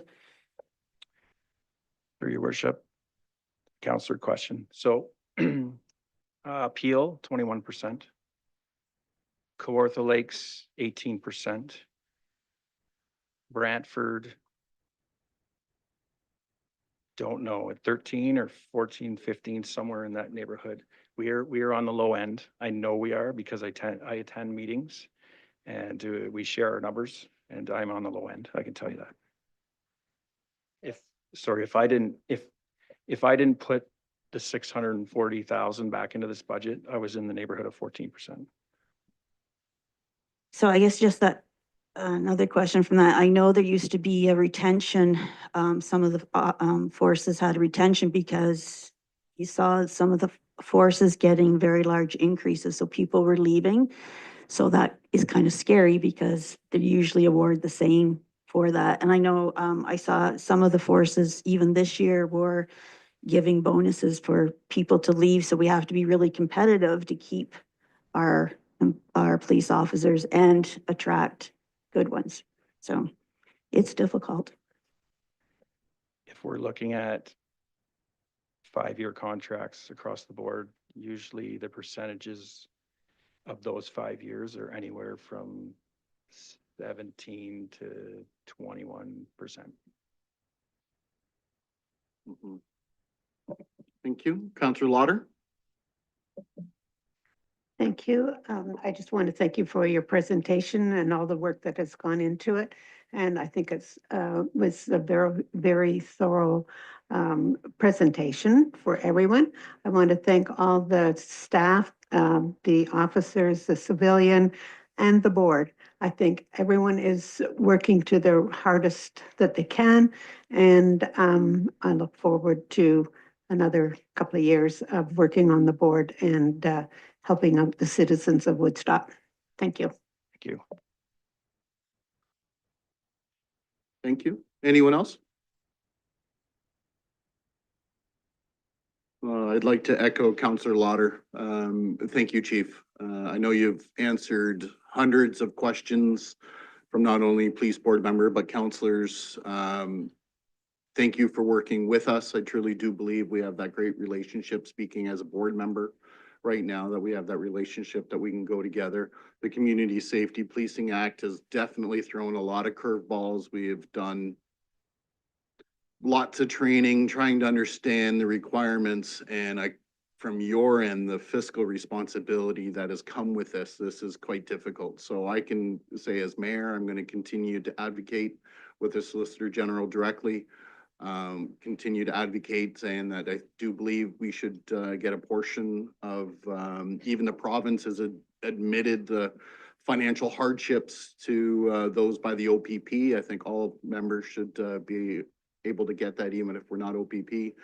I'll continue on, but just thank you to you and your staff, senior staff, as well as officers. It's a thankless job these days for sure, and we really do appreciate what they do on a day-to-day basis. Thank you, Your Worship. And if anyone has any questions in the next couple of weeks, let me know. Okay. Anything else? None. Thank you very much. Thank you. So go on, again, as mentioned before, no resolutions required as this items be dealt with as part of the budget revisions and approvals at the March 20th, 2025 regular council meeting.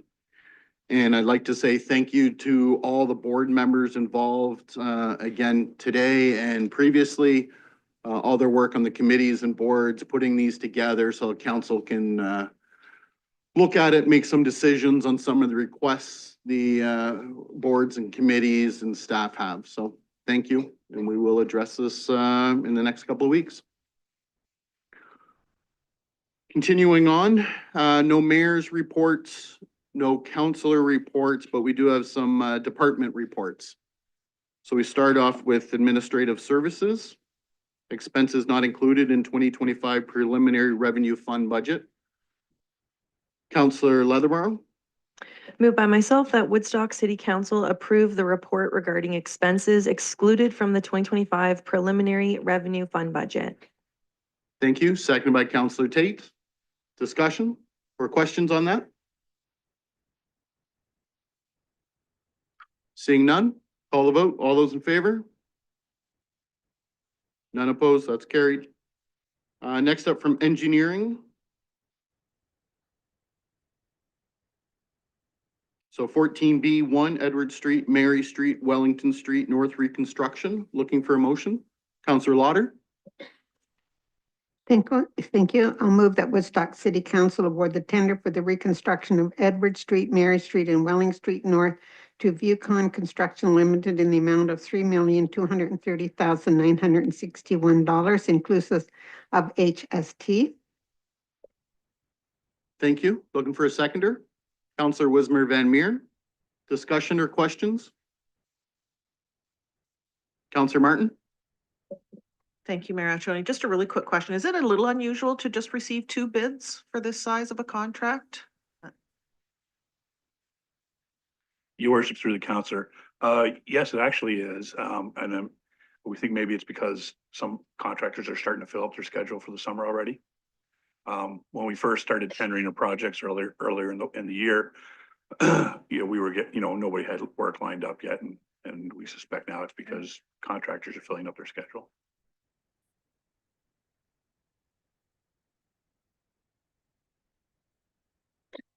There we go. Jeez. Any other questions?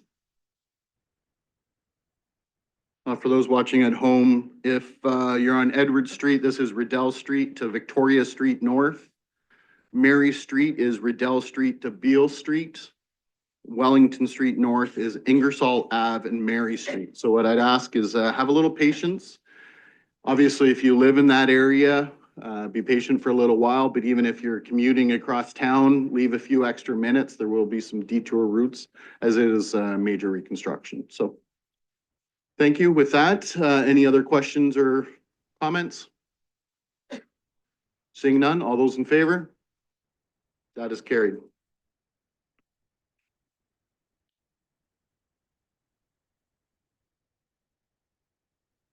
Next up, that brings us to 14B.2, Development Charges Interest Policy Update. Councillor Schanberg.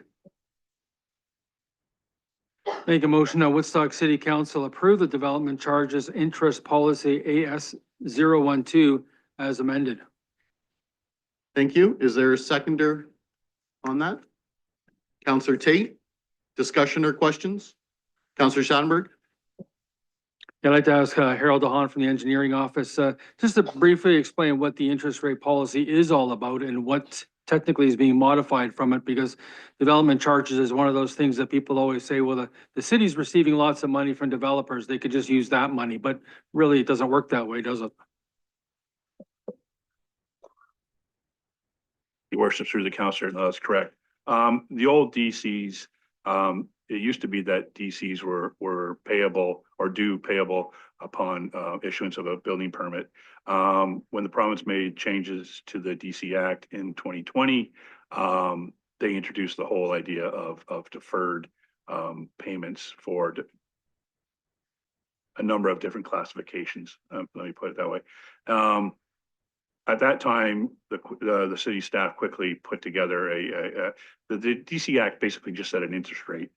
It didn't say what it had to be. So we, at the time, put in a quick policy on what that interest rate should be.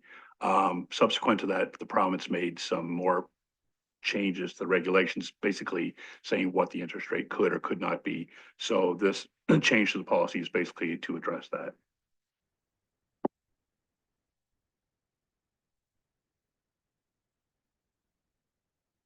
And of course, those watching at home, those are bills 108, 138, 23, and 185 would be the direct ones in relationship to those changes.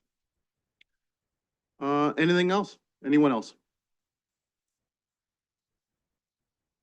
Seeing none, call the vote. All those in favor? None opposed. That is carried. Nothing from cultural services or parks and rec this afternoon, but we do have economic development. So 14E.1, proposed extension and timing to build commitment.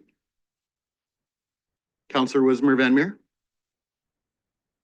Moved by myself that Woodstock City Council authorizes the mayor and clerk to sign an amending agreement with 2742534 Ontario Inc., Derek Boy, regarding construction commitments outlined in the agreement of purchase and sale for 2 acres of industrial land located on Griffin Way. Thank you. Seconded by Councillor Tate. Discussion or questions of staff? Seeing none, call the vote. All those in favor? None opposed. That is carried. From the Clerk's Department, 14F.1, 2024 Annual Status Report of the 2023 to 2027 Accessibility Plan. Councillor Leatherborough.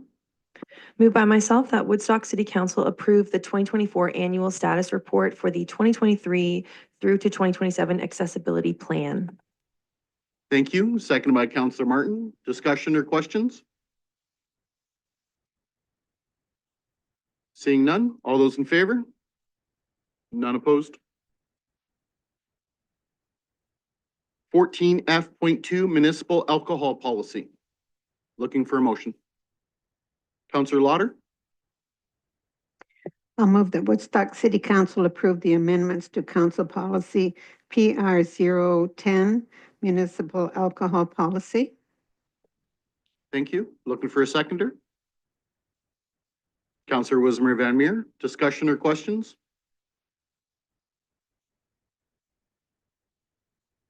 Seeing none, all those in favor? None opposed? That is carried. And next up, 14F.3, Deputy Mayor Position Legislative Framework. Looking for a motion? Counselor Lauder? Thank you.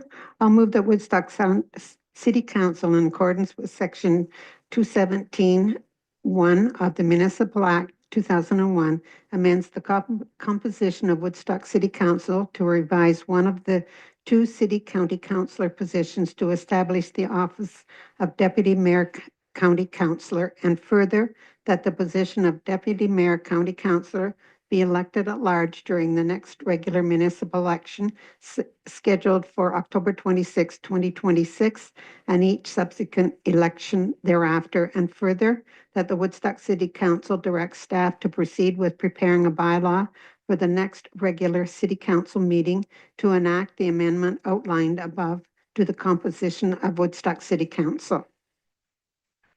Thank you. Is there a seconder on that? Counselor Tate, discussion or questions? Counselor Lauder?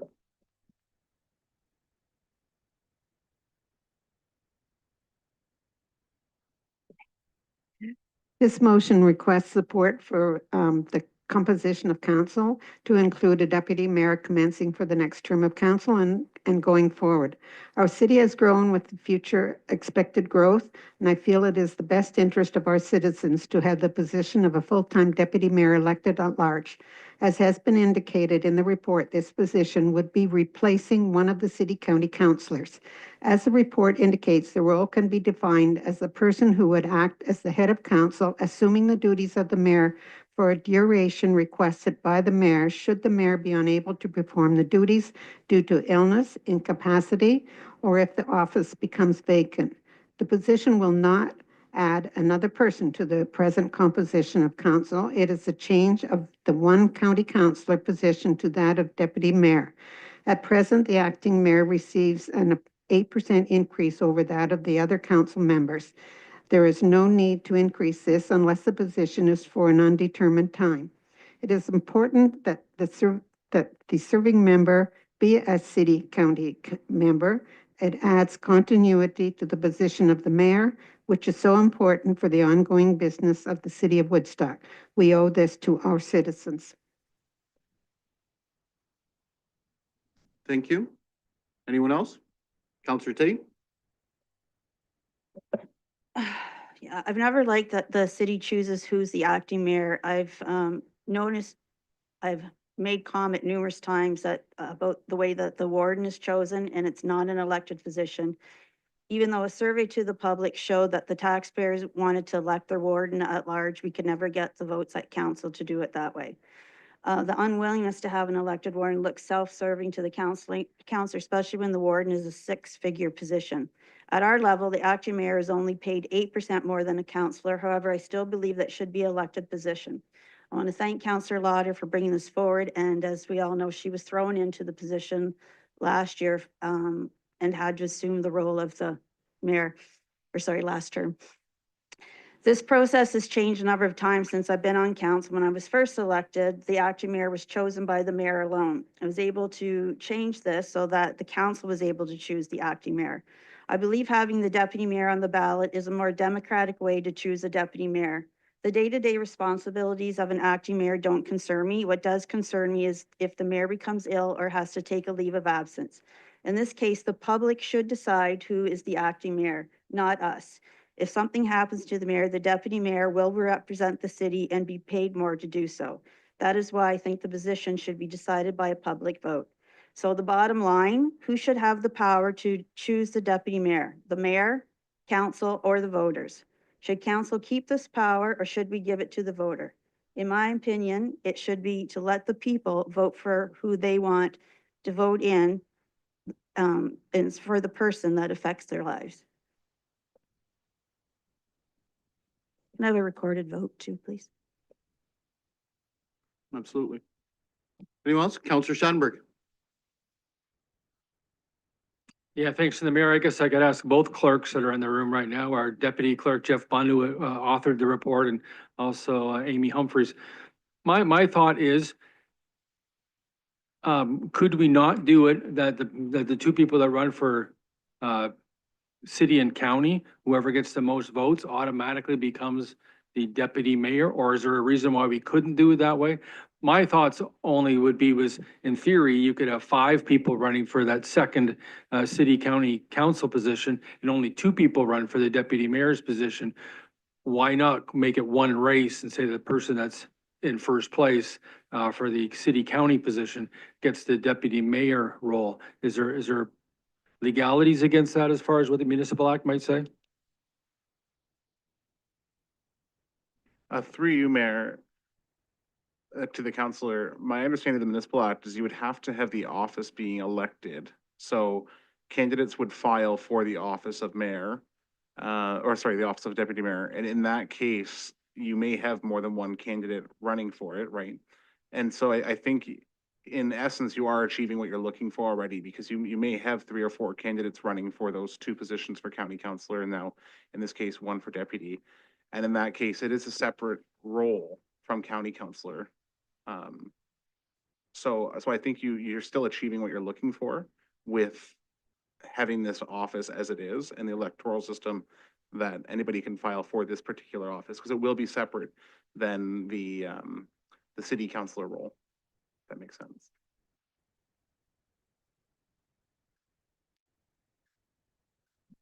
I'll add on to that if I can, if you can continue on, and then I will. Yeah, I Go guess ahead. it may be more of a just a comment than anything else, not naming any names, of course, but you could, in theory, have 2 great up and coming people who project to want to be mayor someday, who would have the qualifications to possibly be mayor someday, both run for the deputy mayor position, which also puts them on county council. But one of them could lose, and then whoever wins the county city role gets elected and they go to the county. To me, it seems to be a scenario where you kind of think, well, who should be in third place, so to speak? And what should that third place role get if there was a third place in an election? And obviously there wouldn't be, because it's 3 separate positions: mayor, deputy mayor, city and county. Yeah. No, that sounds good. Yeah. If I can add to that, I've been toying or thinking of the same scenarios, trying to think what is best to represent the public, but also those that might be running and interested in that position. And I've been quite torn on that. I think legislatively, it's fairly clear that it should be elected position. Along with county councilor, I strongly agree with Councilor Lauder in the thought process of, if something were ever to happen to this position as mayor, the ongoing business continuation, as Councillor Tate had mentioned, with that person knowing what's going also at the county level, really strengthens the position until that next by-election or whatever the case is, depending when or if something happened. So I think people would have to think long and hard what position they would run to, just like now. I mean, I made the jump from a councillor to the mayor myself at the time, and I think each one of us, as well as the public, would then have to decide what position do they want and then run for it accordingly. Councillor Tate? Yeah, just through the mayor, it's sort of the same thought. We're not here to make it easier for people to get the position. So I'm a little confused. It's exactly like the mayor said. You only get one chance at it if you decide to run for mayor. My concern isn't if it's going to be easier for somebody to get elected. The point is the public should have the say who's going to be the representative, because if something happens to the mayor, that's a really important position. So if you had, I mean, you can't do it, but if you had, oh, the highest vote getter gets it, the public doesn't know that. The public needs to know what they're electing. So they're basically, I'm electing the mayor, but I'm also electing the deputy mayor. So if something happens, this is my representative of the city. So we're not here to make it easier for people putting their names in. So I don't agree with that at all, but. Councillor Martin? Thank you, Mayor Accioni. First of all, I want to say that this was an exceptionally well-prepared report, and it was really valuable to take that municipal scan of what other communities of similar size are doing.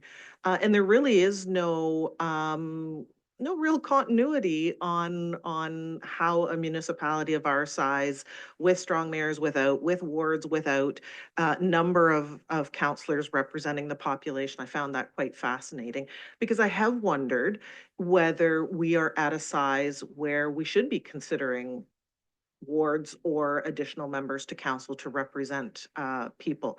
I don't know the answer to those questions, and it's not the question in front of us right now. It's about deputy mayor.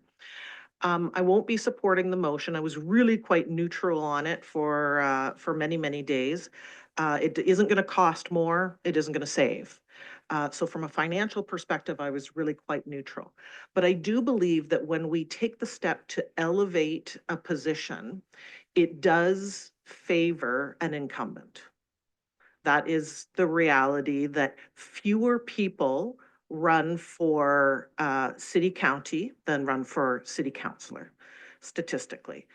It is rare, and when you look across municipalities, it is rare for someone from the outside who isn't an existing councillor will challenge for a city county or a deputy mayor position.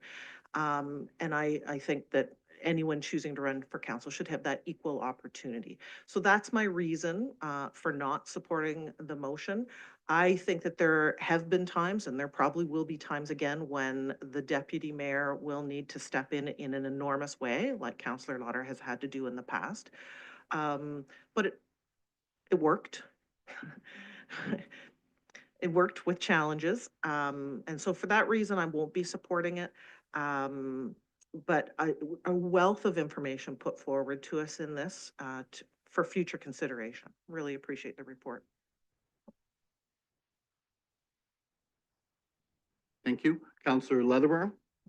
Thank you, through you, Mr. Mayor. I did touch on my issues with the original report, although the report was terrific. So thank you, Mr. Bunn, Deputy Clerk. So I will not be supporting it as it relates to strong mayor powers. I think that's changed everything. And also because I'm a firm believer in getting more names and more people, not only to participate, but names on the ballot. And when I look around at the three newbies in the club, I think that if that was next term, I would love for those individuals, if they're new, to have an opportunity to serve as acting mayor for a year.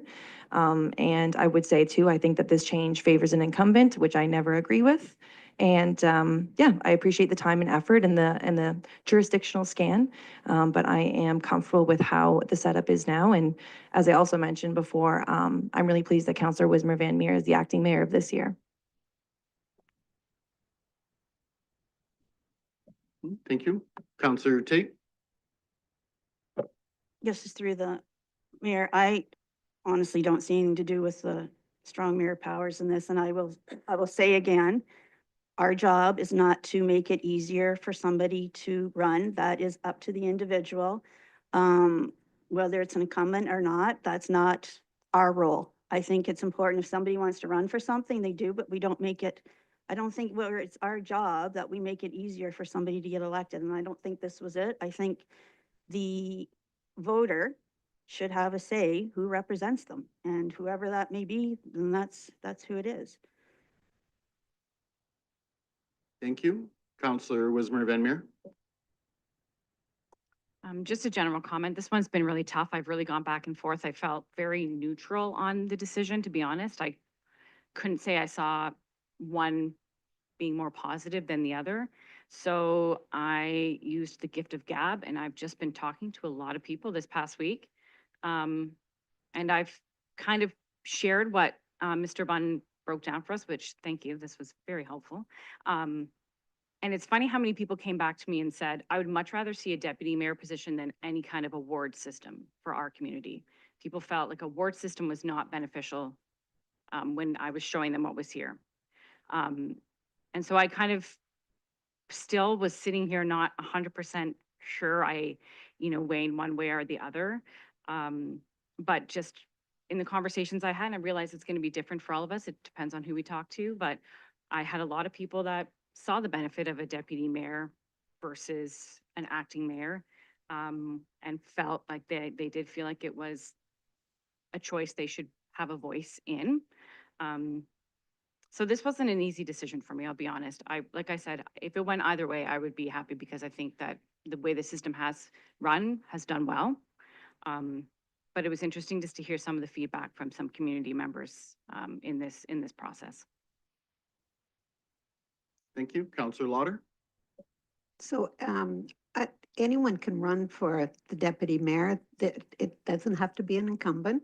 Just like running for the mayor, there were 3 other people, I think, running against you. And they didn't have the experience of being on council. And likewise, there can be 5 people or or incumbent or whoever that's running for the mayor position against you. It can be anyone sitting around this table if they want, or there will be people from the outside, I'm sure. And as with the deputy mayor, it's the same, to me, it's the same thing. I just know, I just think that with the deputy mayor, and if for any reason you or any other sitting mayor has an issue, you can become sick, you can get in an accident, have an accident or something. I think that there has to be that continuity to carry on for the period of time. And I know if it became vacant, it's only a period of time and there has to be an election. So, but there has to be some continuity to take over. And I think we owe this to the citizens. And it doesn't matter. We don't have to think that it has to be one of the incumbents. It can be anyone that wants to put their name in. Because you start out in the beginning and you're learning right from the beginning, along with the mayor is going to work with you. So that's my idea on this. Thank you. Thank you. Counselor Schanberg? Yeah, thanks. Again, referring back to Mr. Bunn's good report, our deputy clerk, to sort of say what the responsibilities of this deputy mayor would be completely different than what the acting mayor currently is. And one of the sort of anomalies of what we have now is we have an acting mayor, which is a role I have not had in this term, but maybe I'll get it next year. Who knows how things work out. But so our acting mayor doesn't get the opportunity to go sit on county council if somebody's not available that day, whether it be Councillor Martin, Councillor Tate, or the mayor. Whereas Connie Lauder is, with all her experience, is the backup person for county council. And then that creates the mathematics even further, is what happens if county council ever goes to representation by population, or at least closer to it. Then all of a sudden, would there be 4 people from Woodstock on county council? I mean, that's opening up another can of worms, but still, it's just one of those things where if you look at the responsibilities of the deputy mayor, as pointed out in Mr. Bunn's report, there's a lot more involved than what currently the acting mayor does for the city of Woodstock. I think that's actually well said. I certainly believe, obviously knowing what the mayor does quite well these days, the roles and responsibilities, this is not a job any mayor should take lightly, as well as I don't think any deputy mayor should take lightly. Acting mayors are certainly very appreciative and thankful for all the years we've had acting mayors, but the positions in my mind are completely different. I think that deputy mayor position would be somebody that could step in for that ongoing continuity of business. Luckily, we had a very experienced councillor at the time that we needed the acting mayor, and we got very lucky because of the knowledge that Councillor Lauder had when previous term we did run into a scenario here. And I've been thinking about this since day one as mayor, and believe for the better of the city to have that person voted on by the public is clearly important to me. Even if it's only for 2, 3, 4 months, thinking about some of the arguments being stated, that person decides knowingly they're going into that position, and county council is a beast in itself. Let's just say that, with lots of knowledge to be learned. Anything else? Councillor Lauder? I would just like to make one further comment. this is no slight against any of the new people here. That is not why I ever brought this forward. I just want anyone sitting around this table to know that. It's just what I have felt in my heart that this should happen after my experience. And I was lucky to have staff and to help me. And I had been at county council meetings, and so I had some experience there. So that I've been just thinking about this for quite some time. Actually, thank you. I had written it down, the burden on staff as well. So thank you for bringing that up. Having that, taking some of that burden away from staff is important as well with this. Anyone else before I call the vote? Councillor Sandberg. Yeah, not that I need the motion read again, but just to clarify, if we vote on this the way it's proposed in the motion, there will be 4 levels to vote for October 26, 2026, as far as the next election goes. Mayor, deputy mayor, city county councillor, and then 4 councillors at large. I'm looking at the deputy clerk, and yes, I believe so. Go ahead. Through the mayor, that's correct, yes. Yes, that would be correct. Anyone else? Yeah, recorded vote. Okay. Mr. Bunn. Thank you, Mayor. We will start with Councillor Lauder. Yes. Councillor Leatherbarrow, No. Councillor Martin, No. Councillor Schadenberg, Yes. Councillor Tate, Yes. Councillor Wismere Van Meer, Yes. Mayor Accioni. Yes. Motion carries. Thank you for that. And again, thank you, Mr. Bunn, for an excellent report. Moving along, nothing from the CIO's office, Human Resources, Fire Services, Public Works, or IT. No notice of motion or special committee reports. Draft business, and that brings us to draft bylaws. And I would ask Acting Mayor Wismere Van Meer to come and take my spot. Thank you.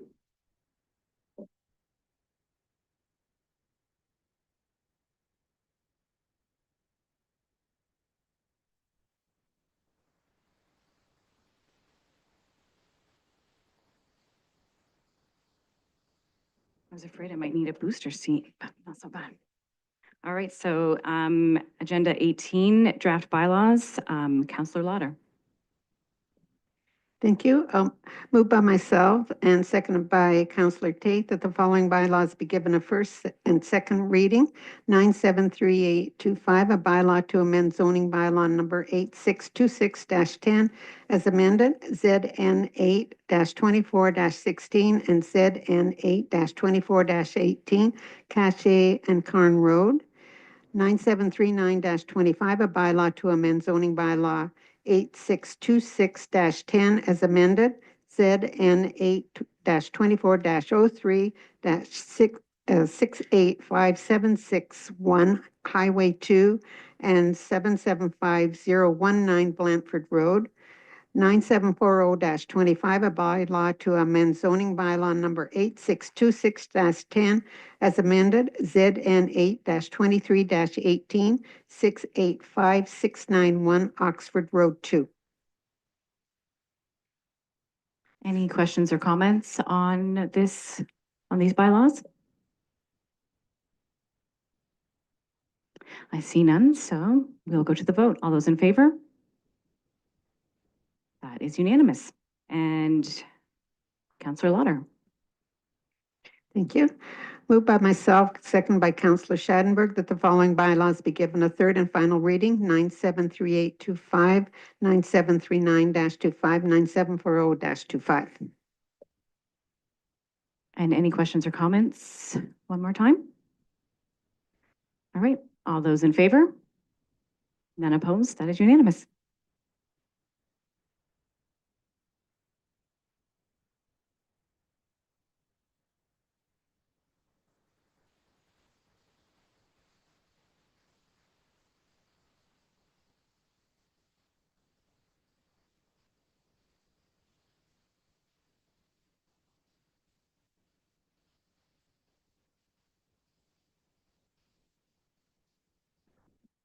Thank you, Acting Mayor Wismer Van Meer.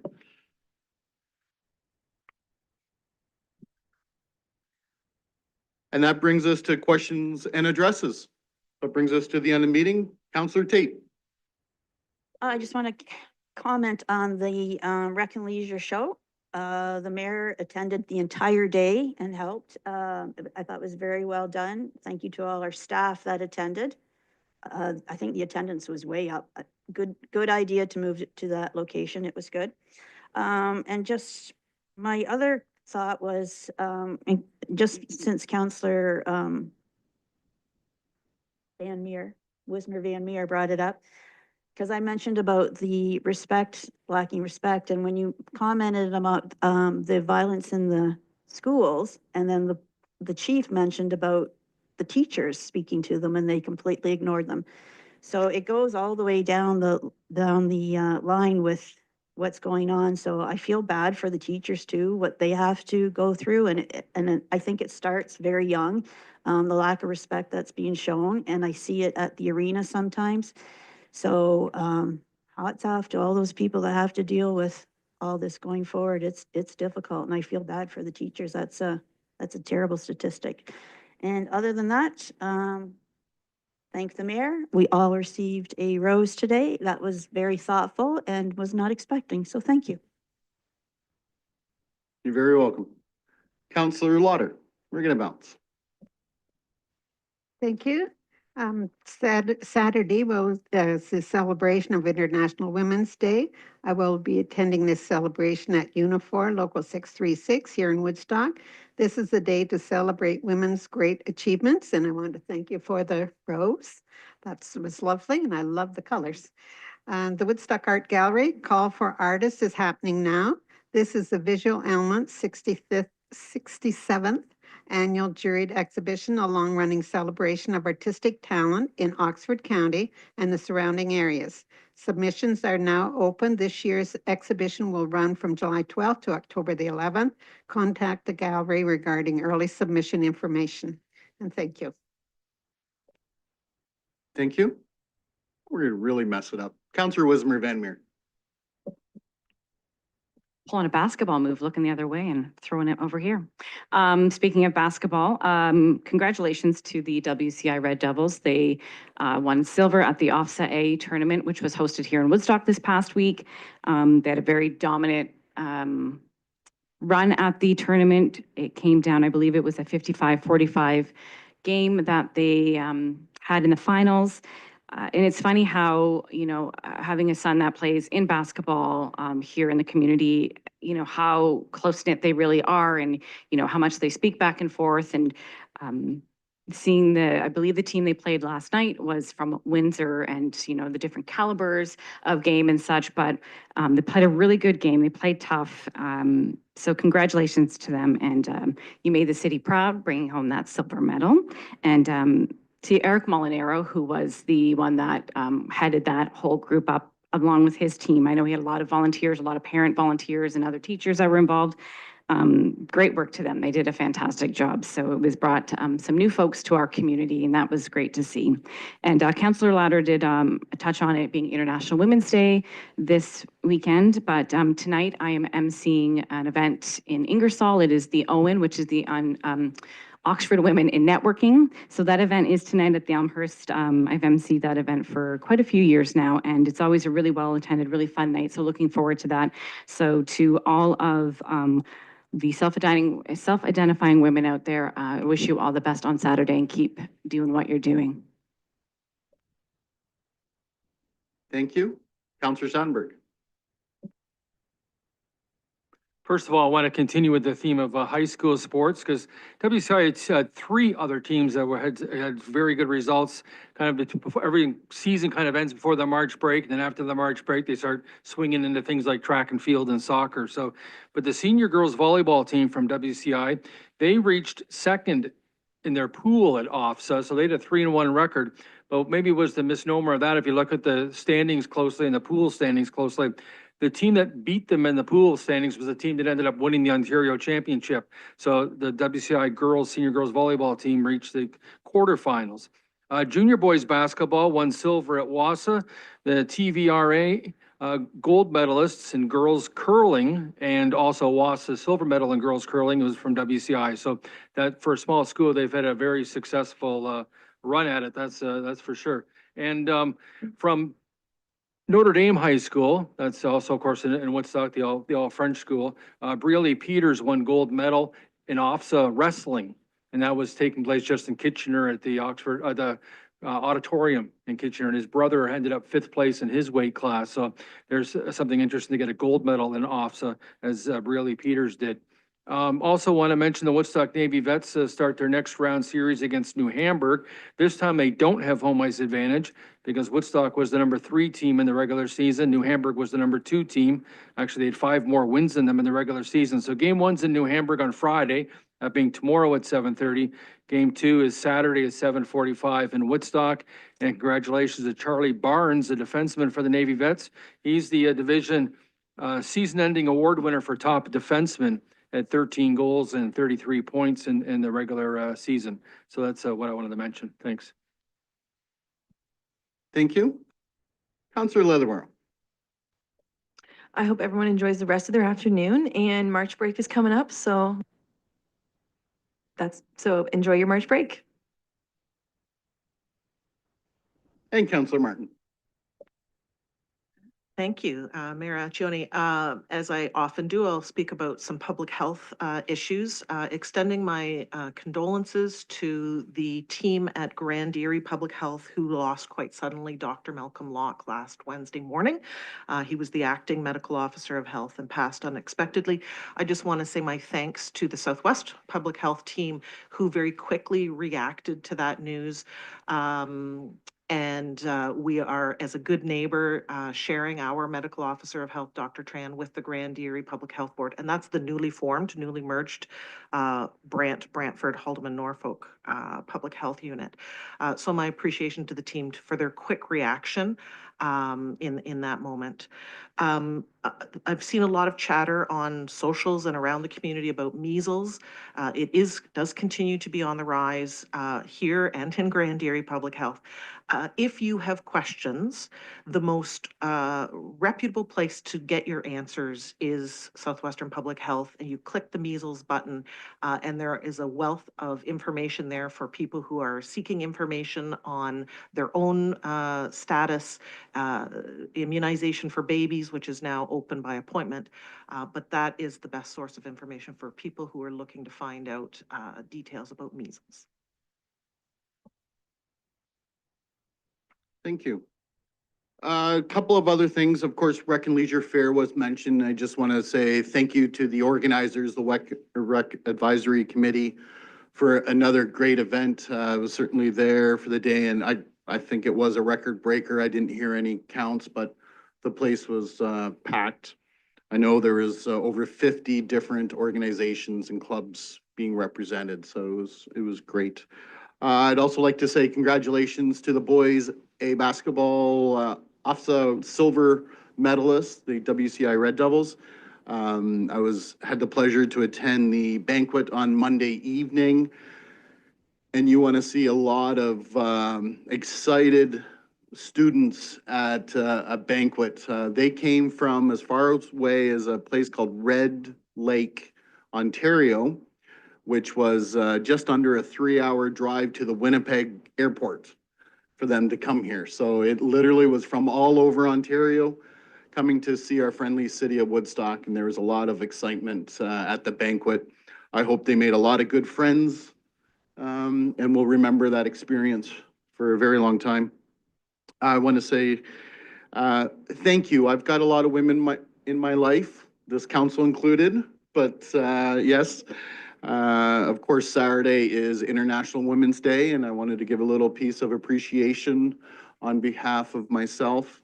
But I also want to mention my wife and my daughters, who take such a huge role in my life, and they're so important to me and in what we do in life. So thank you to everybody in that sense. I hope everybody has a safe and fun March break. Please be careful out there. There might be people walking around. Now the weather has shifted again to be a little colder, but this is the time of year. It could be 20 degrees tomorrow, so who knows?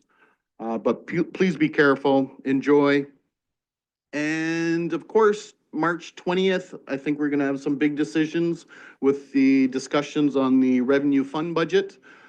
Please, you know, if you've got any thoughts, opinions, contact counselor or myself.